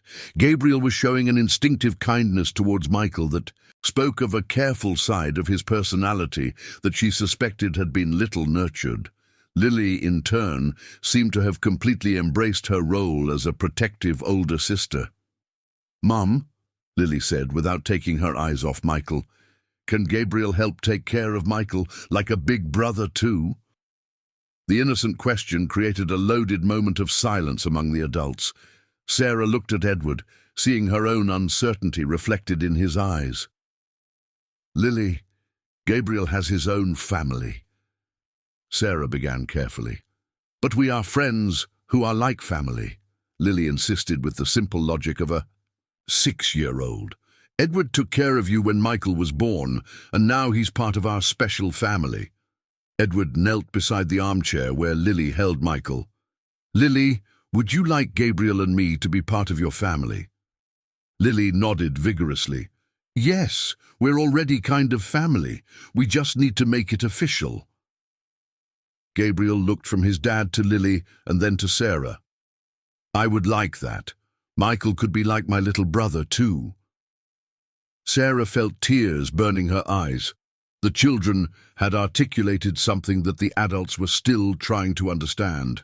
That the bonds formed between them transcended traditional definitions of family. Gabriel, Edward said gently, that's something the adults need to discuss first. Forming a family is a very important decision. But you like each other, Gabriel pointed out with the direct observation that only children can make.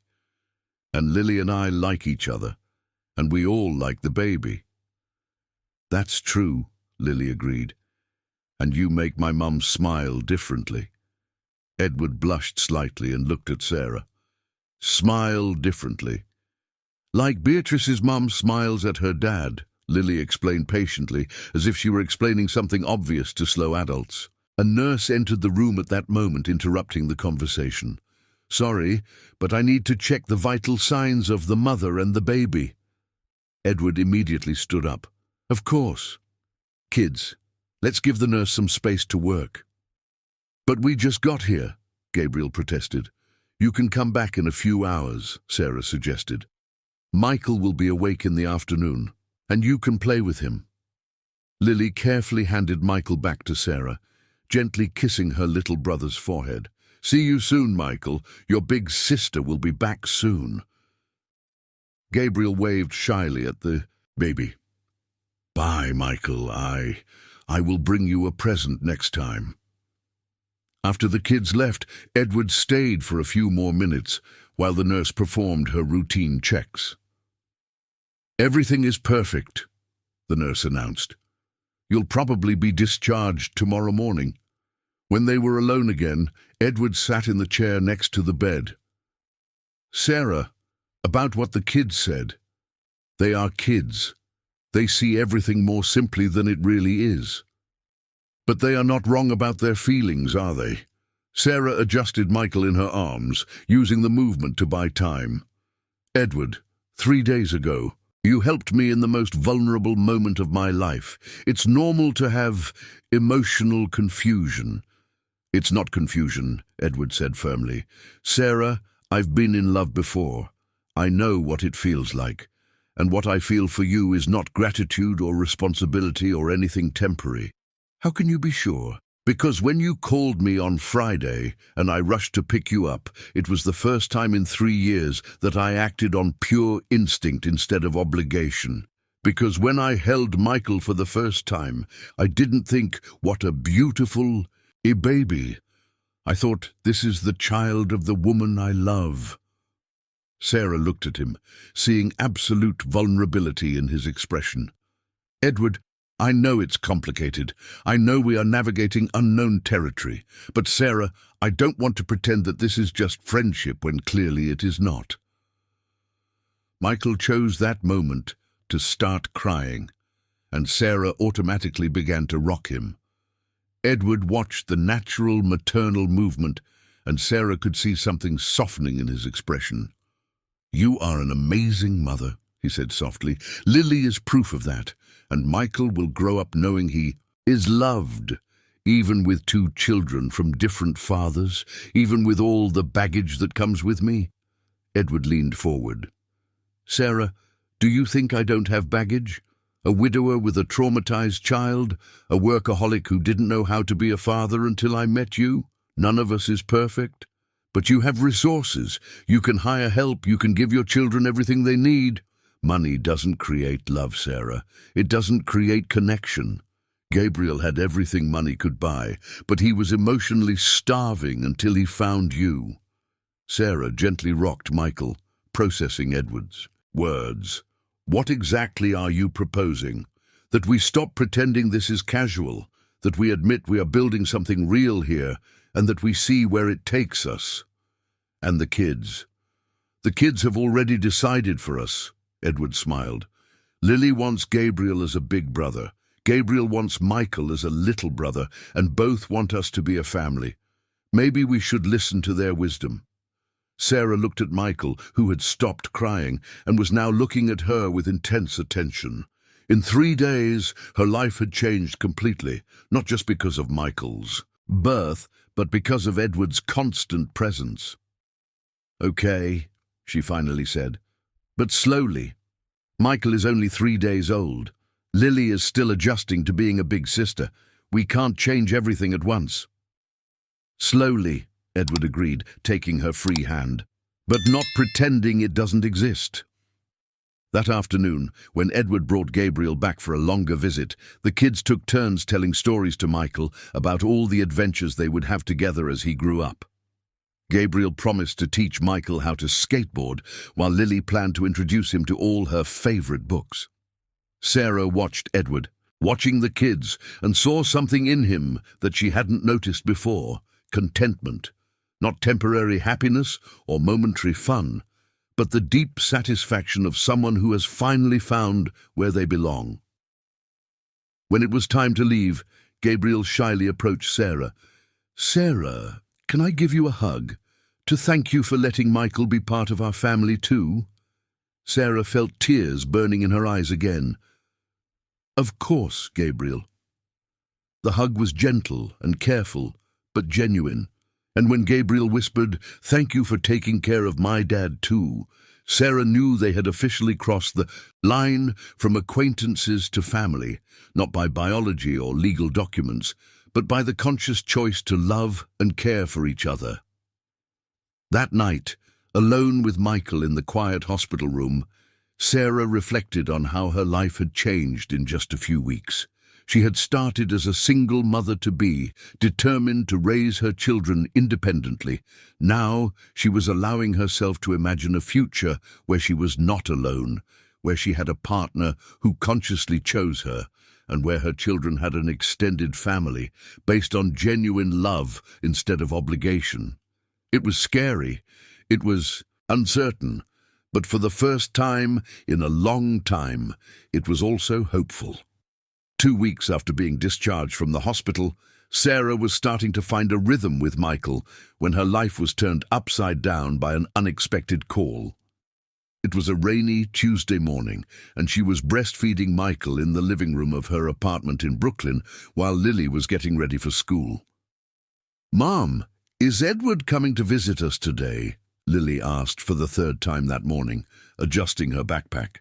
Edward had visited 3 times since Michael was born, always bringing Gabriel, and small gifts, clothes for the baby, books for Lily, ready-made meals for Sarah.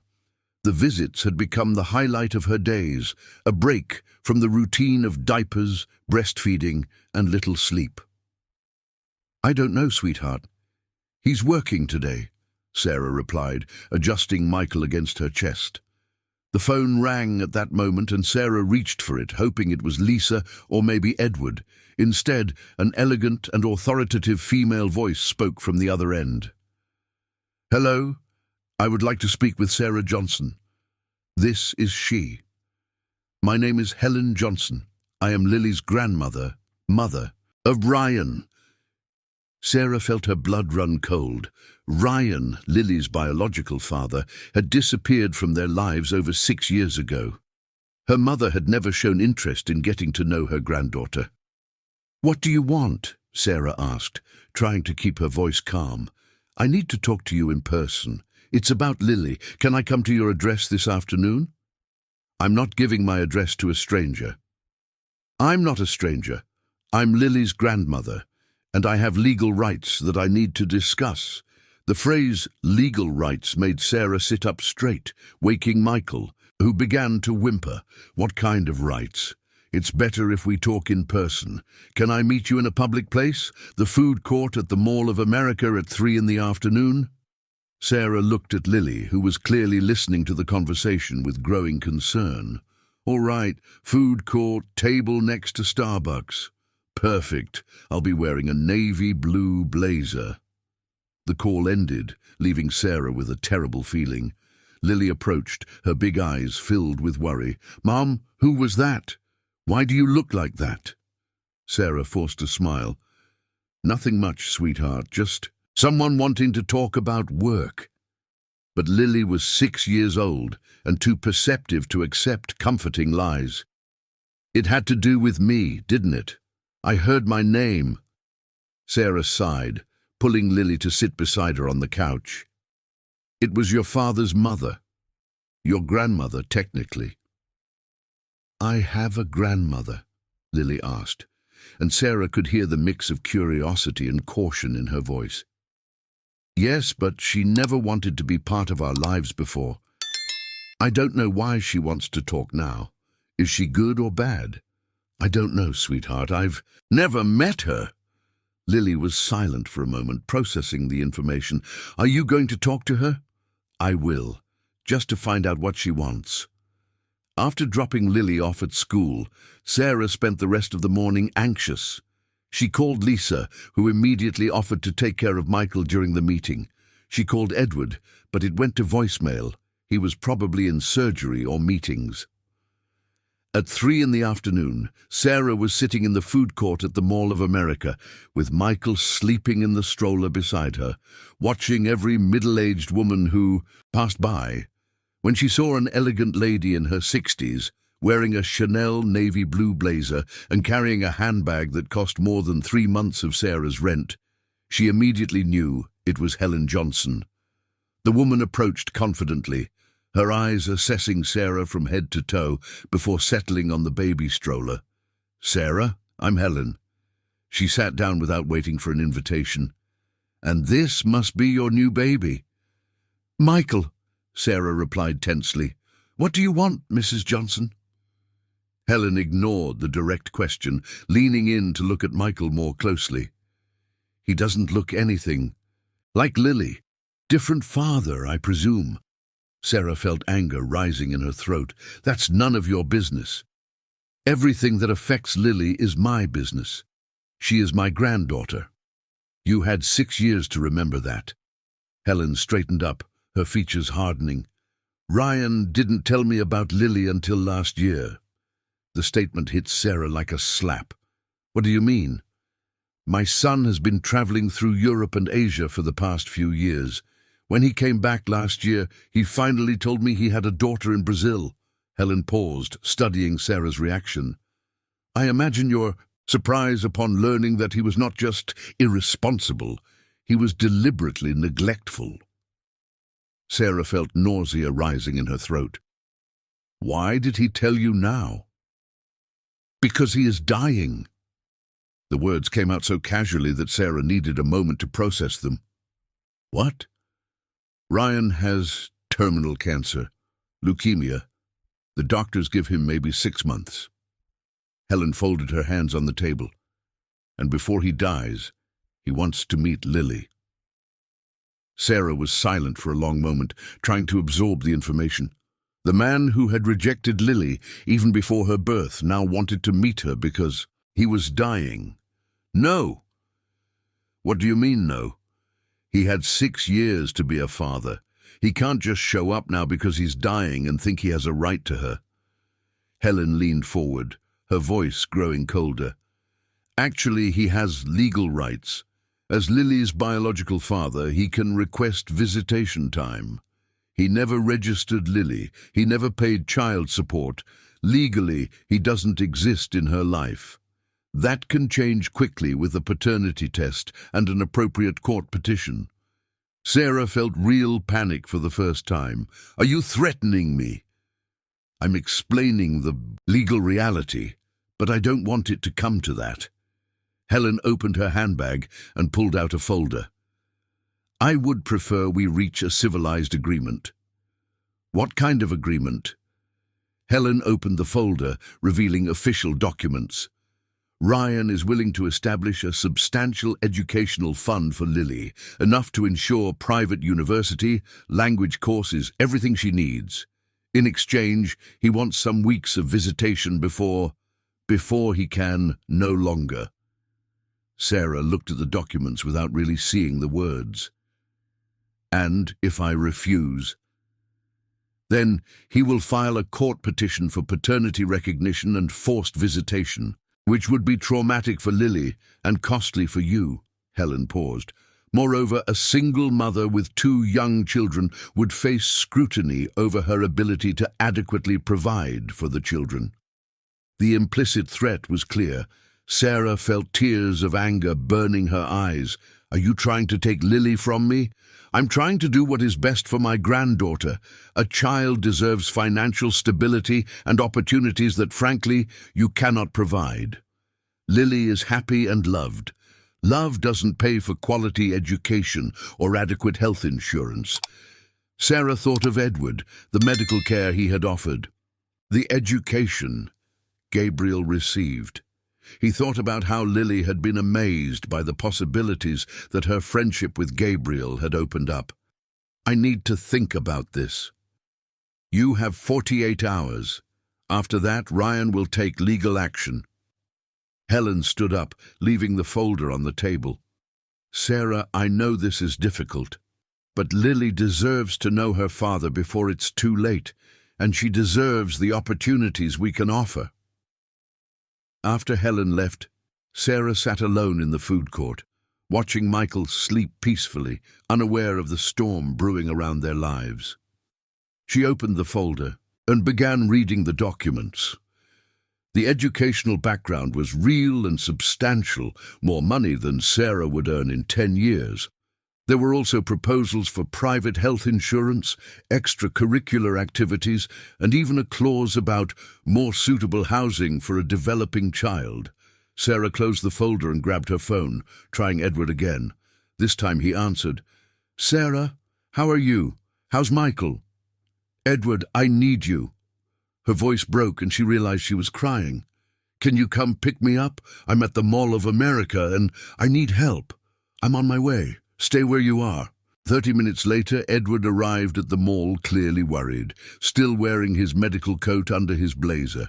He sat next to Sarah and automatically picked up Michael when the baby began to whimper.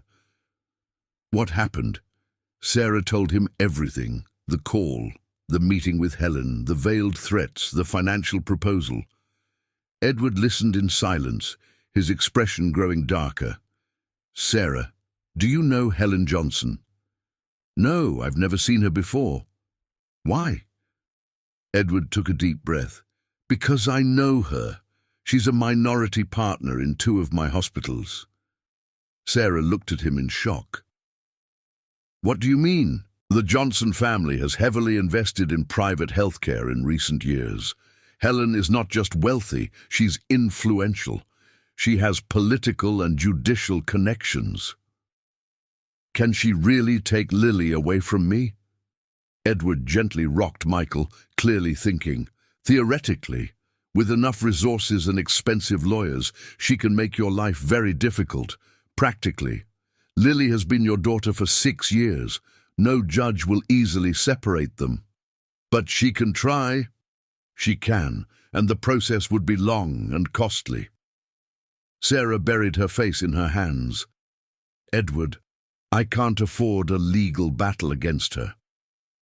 Edward was silent for a long moment. When he spoke again, his voice was careful. "Sarah, can I make a suggestion?" "What?" "That I talk to Helen. As a business partner, I might have some influence." "No." Sarah lifted her head quickly. "I won't put you in a difficult position because of my problems. They're not just your problems. Lily is important to me too. Gabriel adores her and—" He hesitated. "And you are important to me. This affects us all." Sarah looked at Edward holding Michael so naturally and felt something breaking inside her. She was falling for him, and he clearly cared about her and her children. But now Helen had introduced a variable that changed everything. "Edward, if you get involved in this, it could harm your business. I can't ask that of you." "You're not asking. I'm offering." "And what if Helen decides I'm unfit because I'm involved with you? What if she uses that against me?" Edward looked into her eyes. "Then we face it together." "No," Sarah shook her head. "This is my responsibility, my daughter. my problem. Sarah, Edward, please, I need to deal with this on my own. Edward studied her expression and then reluctantly nodded. All right, but if you change your mind, I know. On the way back home, Sarah made a decision she knew she might regret for the rest of her life. When they arrived at her building, she turned to Edward. I think we need to take a break. What do you mean? In our, whatever this is between us, until I resolve the situation with Lily. Edward turned off the car and faced her completely. Sarah, don't let Helen dictate your personal choices. I'm not letting. I'm being practical. If she can use our relationship against me in a custody battle, then we fight against it. With what money? With what lawyers? Sarah felt tears returning.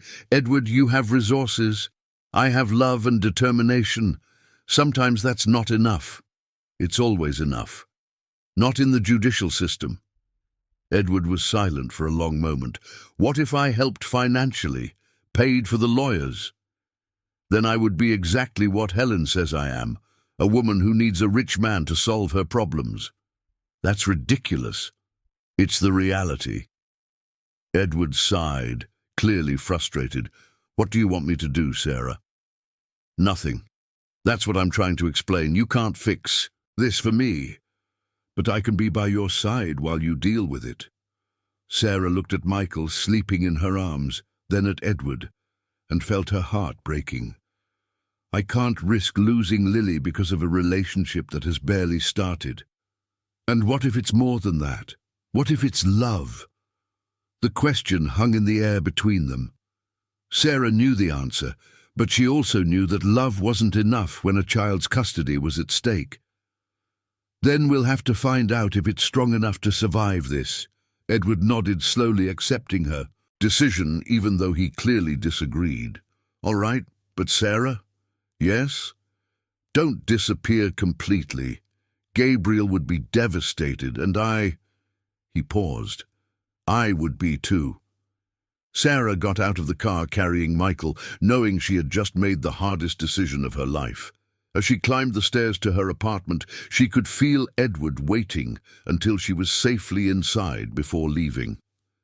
That night, after putting Lily to bed without telling her about the meeting with Helen, Sarah sat in the dark living room with Michael and cried over the choices she was being forced to make. For the first time in her adult life, she had found someone who loved her unconditionally, someone who wanted to build a real family with her. And now she had to give that up to protect the family she already had. The next 3 days were the longest of Sarah's life. She had decided to allow the meeting between Lily and Ryan, but on her own terms. It would be in a public place for a limited time, and she would be present the entire time. Helen had reluctantly agreed, scheduling the meeting for the following Saturday at Central Park, ironically the same place where everything had started with Edward. Lily kept asking questions about the father she was about to meet, mixed with concerns about why Edward and Gabriel hadn't visited since Tuesday. Sarah made excuses about work and commitments, but she could see that Lily wasn't entirely convinced. "Mom, did I do something wrong?" Lily asked Thursday night while Sarah was nursing Michael on the sofa. "Why do you ask that, sweetheart?" "Because Edward and Gabriel disappeared, and you get sad when you think I'm not seeing them." Sarah felt her heart tighten. Lily was too perceptive to be fooled for long. "No, you didn't do anything wrong. Adult things are complicated sometimes. Like my dad, who's going to show up out of nowhere." Sarah looked at her daughter in surprise. "You know about that?" "I heard you talking to Aunt Lisa on the phone. You said my dad is sick and wants to meet me." Sarah sighed, realizing she could no longer protect Lily from the truth. "It's true. He is very sick and may not live much longer.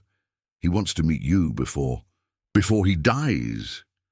The word came so naturally from Lily's mouth that Sarah realized her daughter understood the gravity of the situation better than she had expected. "Yes, Lily was silent for a few minutes, playing with her hands. "Mum, if my dad dies, will his mum want to take me?"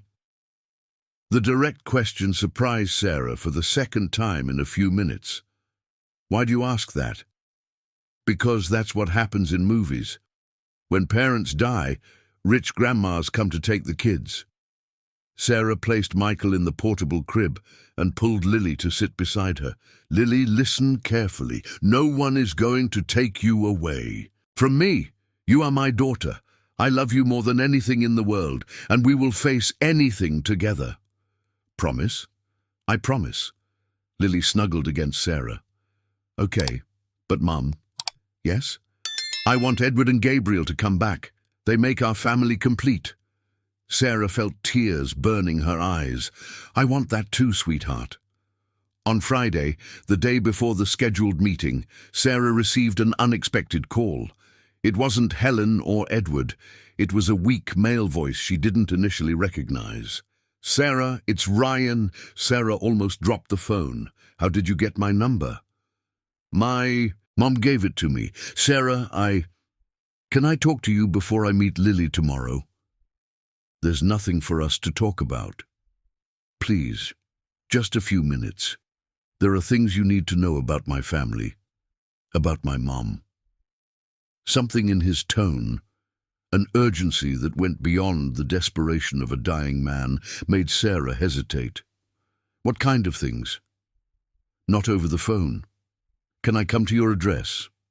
"No." "Then a public place. Please, Sarah, it's important."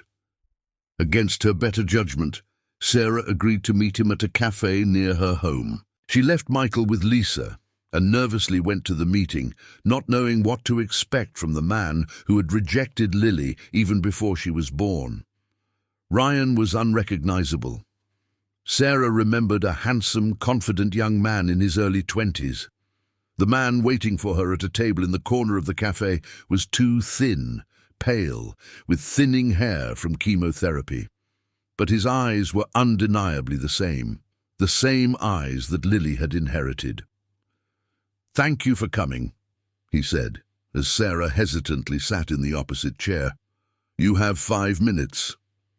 Ryan nodded. "Sarah, my mom didn't tell you the whole truth about why I never looked for Lily." "What truth?" "When you called me 6 years ago saying you were pregnant, I was terrified.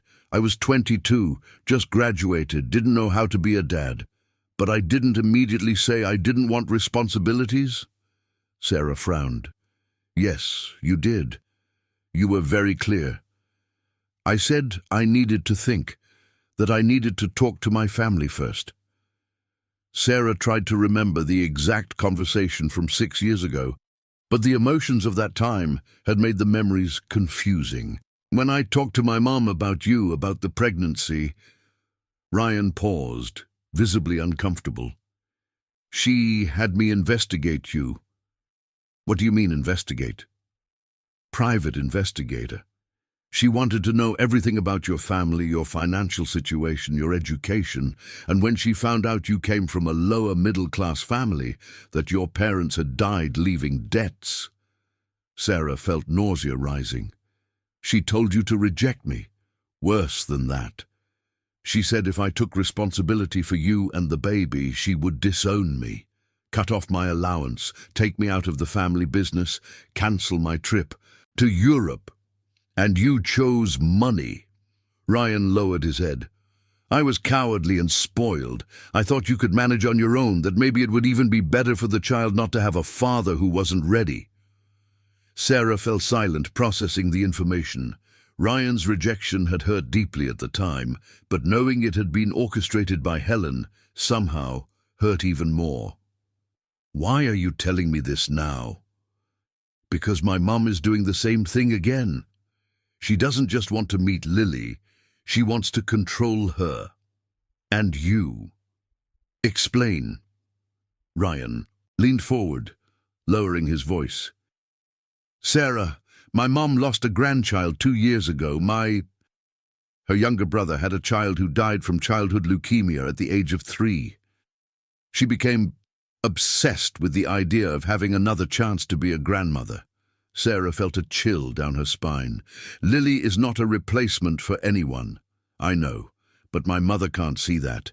When I told her about Lily, she immediately started planning how to rescue her from a life of financial struggles. Rescue? Custody. She wants Lily living with her, attending the best schools, being raised as a Johnson. Sarah stood up abruptly. She can't do that. Sarah, sit down. Please. Ryan waited until she sat down again. She can. Our family has lawyers for generations, money for endless legal battles, and connections everywhere. And you? Are you going to let your mother do this? Ryan was silent for a long moment. Sarah, I'm going to die in a few months. I've been fighting leukemia for 2 years, and the doctors have been very clear about my chances. That doesn't answer my question. It does, because when I die, my mother will inherit my parental rights through a clause in the family will, and she will use that to seek custody of Lily. Sarah felt the world spinning around her. Is that legal? With the right lawyers and specific precedents, yes, especially if she can prove that you don't have suitable conditions to raise Lily. But I do. Lily is loved, healthy, happy, in a small apartment with a single mother working full-time and now having another baby to care for. My mother will argue that Lily deserves financial stability, quality education, opportunities that you can't provide. Sarah buried her face in her hands. What do you want from me, Ryan? To cancel tomorrow's meeting? Sarah lifted her head. What do you mean? If I don't meet Lily in person, I can't establish a legally recognizable paternal bond. That makes it harder for my mother to use the post-mortem parental rights. But you said you wanted to meet her. Ryan smiled sadly. I do, more than anything, but I want to protect her from my mother even more. Sarah studied Ryan's face, seeing genuine sincerity for the first time. Why are you doing this? Why are you protecting Lily from your own family? Because in the last 2 years, thinking about death, I realized that my greatest cowardice wasn't abandoning you while pregnant. It was letting my mother control my life and choices for so long. Ryan paused. Lily deserves to grow up free from those manipulations. Sarah was silent for several minutes. And what if I say no? What if I keep the meeting tomorrow? Then I will meet my daughter. I will try to create a beautiful memory for her, and when I die, my mother will use that to destroy her life. And you, if we cancel, you die without knowing Lily. I die, knowing that she is safe and happy with the mother who loves her. It's the best gift I can give her. Sarah left the cafe more confused than ever. Ryan had revealed himself to be a very different man from the irresponsible young man she remembered, someone willing to sacrifice his last chance to meet his daughter, to protect her. That night, after putting Lily and Michael to bed, Sarah sat in the dark living room and tried to process everything she had discovered. Helen was not just a nostalgic grandmother. She was a woman who had manipulated her own son 6 years ago and was now planning to manipulate Lily's life. And Sarah was alone to face this. For a moment, she thought about calling Edward, but his words echoed in her mind. Then we face this together. Accepting his help would mean admitting that she couldn't protect her children on her own. It would mean becoming exactly the kind of woman Helen accused her of being, dependent on a wealthy man to solve her problems. Sarah picked up the phone and typed a message to Helen. Meeting cancelled. Lily doesn't want to meet her father. She knew she was starting a war she wasn't sure she could win, but she also knew that some battles needed to be fought, regardless of the odds of victory. Lily was her daughter, and she would do anything to protect her.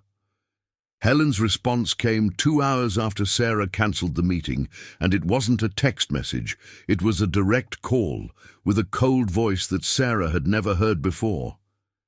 Sarah, I hope you have a very good explanation for this sudden change of plans. Lily decided she doesn't want to meet her father. Sarah lied, trying to keep her voice steady. 6-year-olds don't make these decisions alone. You influenced her. I explained the situation to her and she chose. How interesting, because I just hung up the phone with Ryan, who told me about your conversation yesterday. Sarah felt her stomach drop. Ryan had told his mother about their meeting. So you know why I cancelled. I know that my terminally ill son, clearly not thinking clearly, filled your head with paranoid ideas about my intentions. Helen paused. But I also know that you are making a serious mistake. Protecting my daughter is not a mistake. Sarah, dear, let me explain something about how the real world works. You just gave me exactly the ammunition I needed. Sarah felt a chill down her spine. What do you mean? A mother who deliberately prevents contact between a terminally ill child and her father, who denies a 6-year-old girl the opportunity to meet her biological father, who acts against the best interest of the child for selfish reasons. Helen laughed humorlessly. Family courts are not going to like any of this. You can't. I can, and I will. Monday morning, my lawyers will file an emergency petition claiming that Lily is in an emotionally harmful environment and needs to be temporarily removed for her protection. Sarah felt real panic. On what basis? Single mother, 2. Children of different parents? Emotional instability demonstrated by impulsive decisions, inadequate financial resources to provide proper education and medical care. Helen listed as if reading from a script. And now, parental alienation against a dying father. That's a lie. It's what my lawyers are going to argue, and they are very convincing. Sarah sat heavily on the sofa, Michael sleeping in her arms. What do you want, Helen? What? I've always wanted. The best for Lily. She will come live with me, receive a proper education, top-notch medical care, opportunities you could never offer. And what about me? You can visit her on weekends if you behave appropriately. The proposal was so absurd that Sarah almost laughed. Do you really think I'm going to hand over my daughter?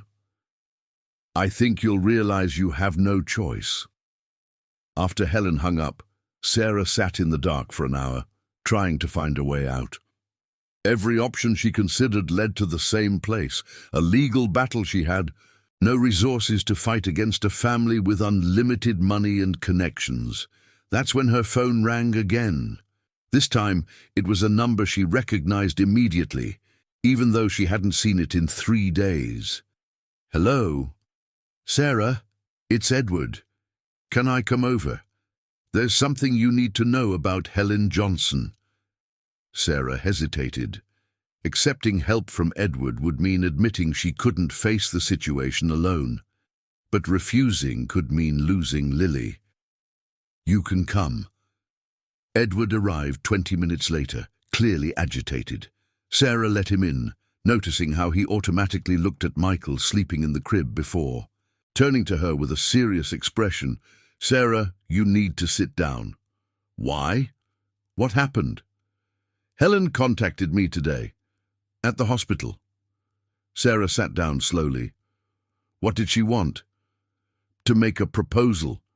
She offered to increase my stake in her hospitals in exchange for me stepping away from you. Sarah felt nauseous. And you? I told her she was crazy if she thought money would make me abandon someone I love. The word love hung in the air between them.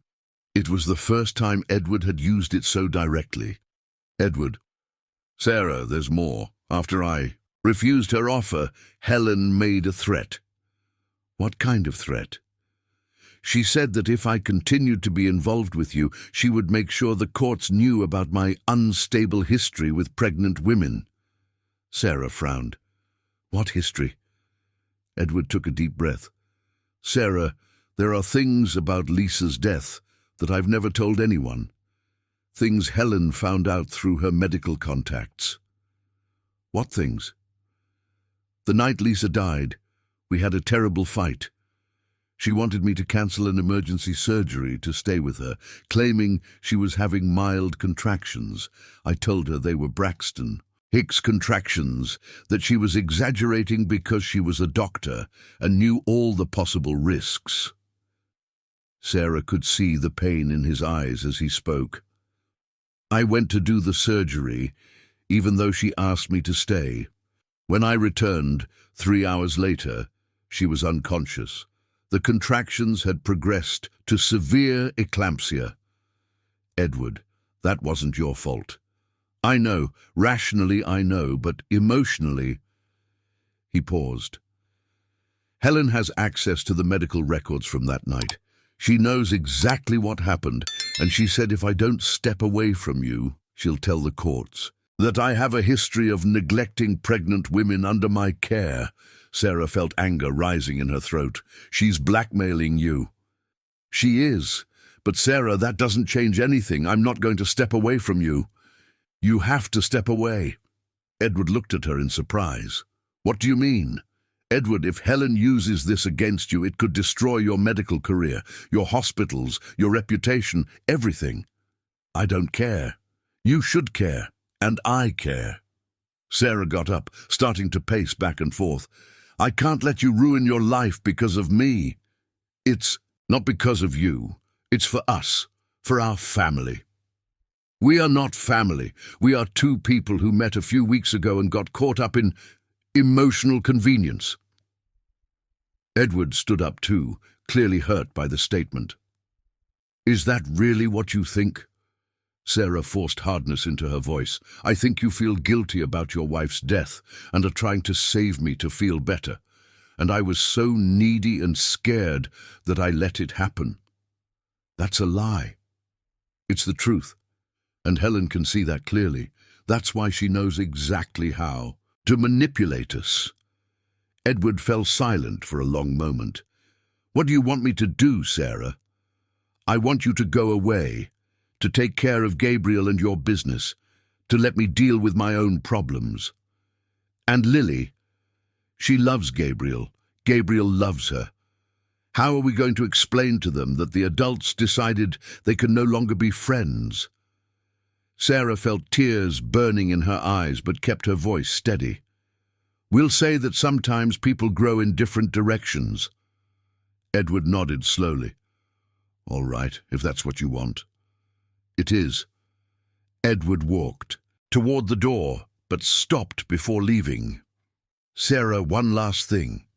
What? Helen is right about one thing. You're going to need legal help to face what's coming. Not for pride or independence, but for Lily. I don't have money for expensive lawyers. Edward took a card from his pocket and placed it on the coffee table. The Public Defender's Office has a family law division. Call this number Monday morning. After he left, Sarah picked up the card.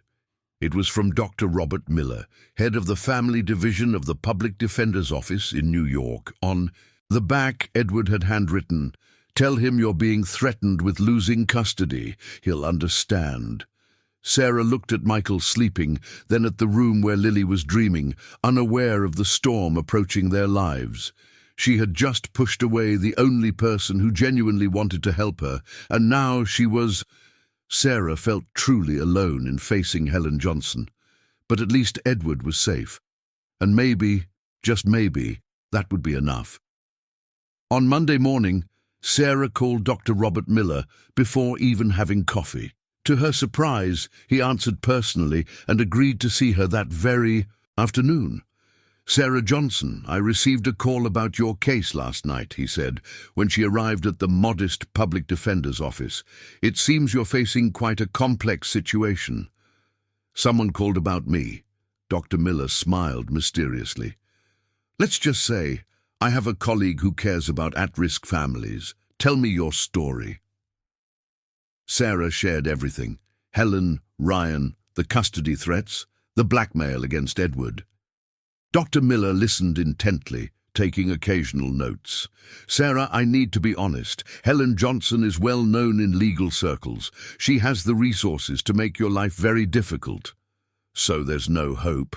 There is, but it will be a long battle, and you will need more support than just legal assistance. What kind of support? Dr. Miller leaned forward. The kind that sometimes comes from people who love you, even when you try to push them away.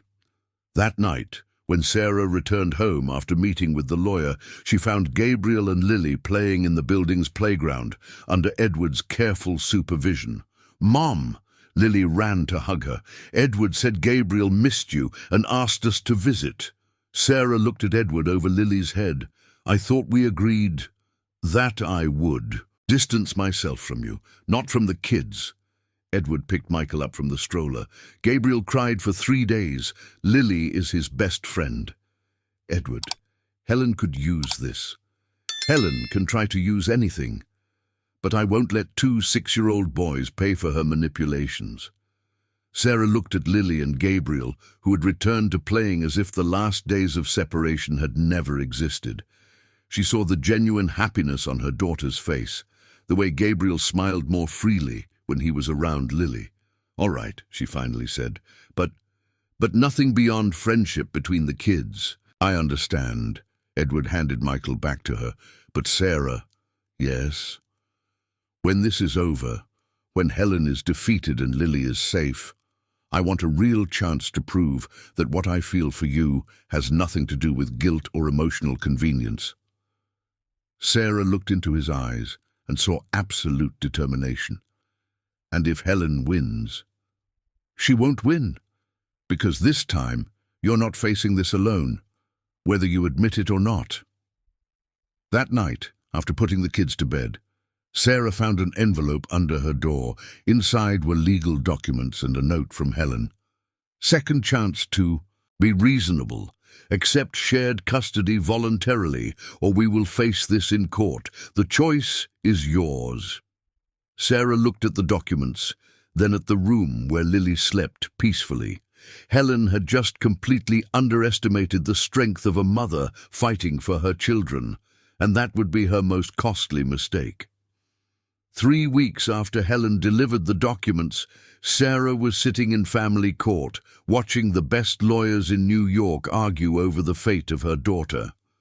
Dr. Robert Miller had proven to be a fierce advocate, but even he admitted they were facing a tough battle against the Vasconcelos family's unlimited resources. "Your Honor," Helen's lawyer was saying, "the facts are clear. Minor Lily is being deprived of adequate educational and medical opportunities due to her mother's precarious financial situation. My client offers stability, resources, and an environment conducive to the child's full development." Sarah clenched her hands, trying to control her anxiety. Lily was at school, unaware that her life was being decided in a cold courtroom. Michael slept peacefully in the stroller beside her, oblivious to the storm around him. "Furthermore," the lawyer continued, "we have evidence that the defendant has shown emotional instability, including inappropriate relationships that expose the minor to risky situations." Sarah felt anger rising in her throat. Edward was sitting 3 rows behind her. He had insisted on attending as a character witness, despite her attempts to dissuade him. Dr. Miller stood up to respond. "Your Honor, the plaintiff Helen Johnson is attempting to legally kidnap a happy, healthy child from a loving mother based on socioeconomic prejudices. Lily Johnson is a bright, well-adjusted girl who thrives in the nurturing environment created by her mother." It was then that the courtroom door opened and an unexpected figure entered. Ryan Johnson, visibly ill but determined, slowly walked to the front of the room. "Your Honor, I ask for permission to speak," he said in a weak but clear voice. The judge frowned. "Mr. Johnson, this is not a criminal proceeding. You do not have an automatic right." "He is Lily's biological father," Helen's lawyer quickly interrupted. "He has the right to speak." "Exactly why I need to speak," Ryan said, looking directly at his mother, "to formally renounce any rights over Lily and expose the true motivations behind this action." A murmur ran through the room. Helen had visibly paled. "Ryan, you don't know what you're doing," she whispered loud enough to be heard. "I know exactly what I'm doing, Mom, for the first time in my life." The judge allowed Ryan to testify. With Edward's help, who instinctively stood to assist him, Ryan approached the stand. "Your Honor, 6 years ago, when Sarah Johnson informed me about the pregnancy, I wanted to take responsibility. It was my mother who convinced me to reject both Sarah and the child." The silence in the courtroom was absolute. Helen Johnson hired a private investigator to look into Sarah, discovered she came from a lower middle class family, and told me that if I took on fatherhood, I would be disinherited. I was young, cowardly, and chose my family's money over my own daughter. Sarah looked at Helen, who was clearly in a panic. "In the last 2 years fighting cancer, I realized my mistakes. When I told my mother about Lily, she immediately started planning how to rescue her from poverty. But it's not about Lily's well-being, it's about control and her obsessive need to have a child to mold." Ryan paused, breathing heavily. "My mother lost another grandchild 2 years ago and has been trying to fill that void through Lily. She doesn't want what's best for my daughter. She wants a living doll to satisfy her own emotional needs." "That's enough." Helen stood up from her chair. "You're sick. You're not thinking clearly." "I am sick, but my mind is clearer than ever." Ryan looked at Sarah for the first time. "Sarah, I'm sorry for everything. You're an amazing mother, and Lily is a happy child because of you. No child should be torn from a loving home because of money." The judge allowed Dr. Robert Miller to call Edward as a witness. Edward testified about Sarah's character, how Lily thrived in her school, about the emotional stability she demonstrated. "Dr. Miller," Helena's lawyer tried to attack, "isn't it true that you have a romantic interest in the respondent, and therefore your testimony is biased?" "It's true that I have feelings for Sarah Johnson, but my testimony is based on objective observation of a happy, healthy, well-adjusted child living with a competent and loving mother. And isn't it true that you have a history of neglect with pregnant women?" Edward took a deep breath. 3 years ago, my wife died during childbirth. I blamed myself for her death for a long time, but that has nothing to do with this case or my assessment of Sarah's maternal ability. It was then that something unexpected happened. An elegant middle-aged woman stood up in the gallery. "Your Honor, I ask for permission to speak. I am Dr. Carla Miller, sister of Dr. Edward Miller's deceased wife." The judge, clearly surprised by so many interruptions, allowed her to proceed. "Your Honor, I have been following this case through the press. Helena Johnson has tried to use my sister's death for emotional blackmail against Dr. Miller. As a doctor who was present the night my sister died, I can testify that Edward did everything correctly. My sister died due to rare medical complications, not negligence." She turned to look directly at Helena. "Using a woman's death to manipulate a man and destroy a family is despicable." The trial was suspended for the judge's deliberation. Sarah left the courtroom trembling, carrying Michael, with Edward walking silently beside her. "Why was your sister-in-law there?" Sarah asked. "I don't know. I haven't seen her in 2 years. Dr. Carla approached them on the courthouse steps. "Edward, can I talk?" "On to you." Edward hesitated but nodded. They headed to a nearby cafe. "Sarah, my sister told me about you before she died," Dr. Carla said unexpectedly. Sarah looked surprised. "What do you mean?" "The night she died during labor, she was delirious with pain and medication, and she talked about a pregnant teacher that Edward had mentioned. She said she hoped you would meet one day." Edward paled.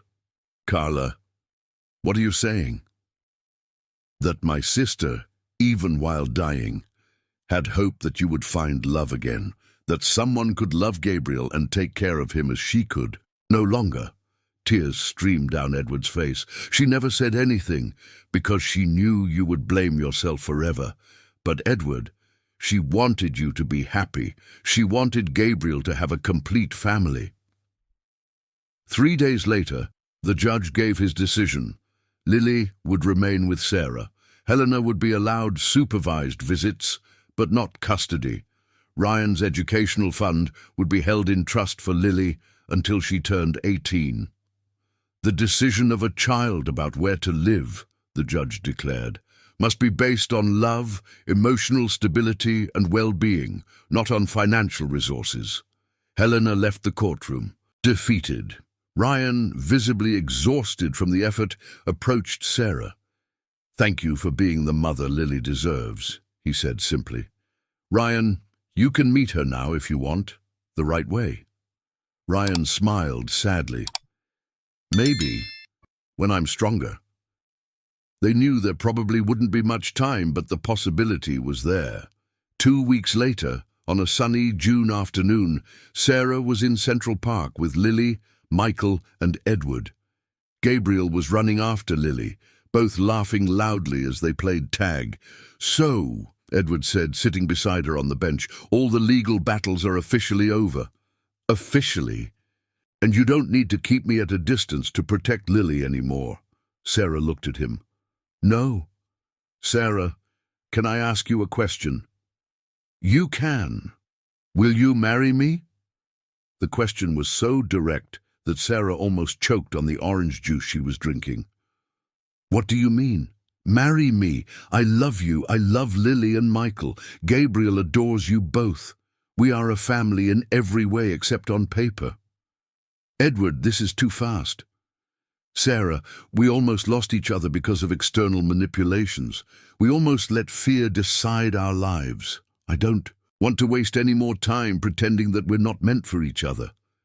Sarah looked at her children playing, at Michael sleeping peacefully, at Edward waiting for her answer with complete vulnerability.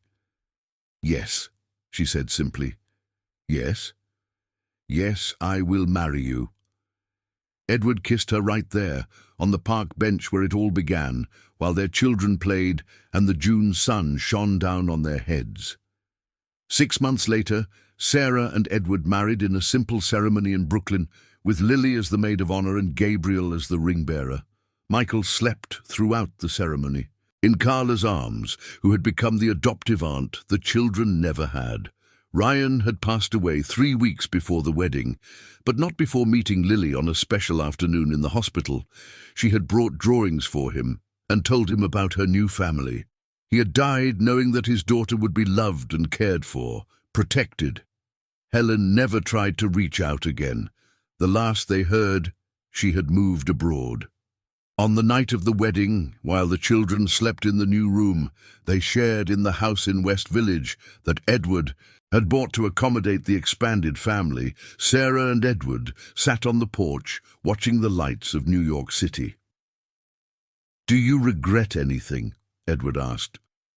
"Trying to push you away when things got tough, and you? Not kissing you on the first day we met?"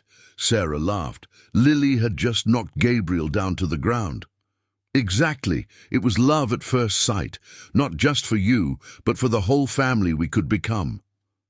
Michael softly cried from the room, and they both automatically got up to take care of him. They found Lily already in the crib, making faces to make her little brother laugh, while Gabriel carefully held the baby's tiny hand. "Are we a real family now?" Gabriel asked. "We always were," Sarah replied, kissing his forehead. "We just needed to make it official." And there, in that house filled with love, built by conscious choice rather than biological obligation, 4 people who had met by chance became a family by decision. If you liked this, subscribe to the channel, turn on notifications, and if you watched until here, comment, "I watched until here," and leave your opinion about this story. Oh, and don't forget to watch the next video that appears on the final screen. It's very exciting.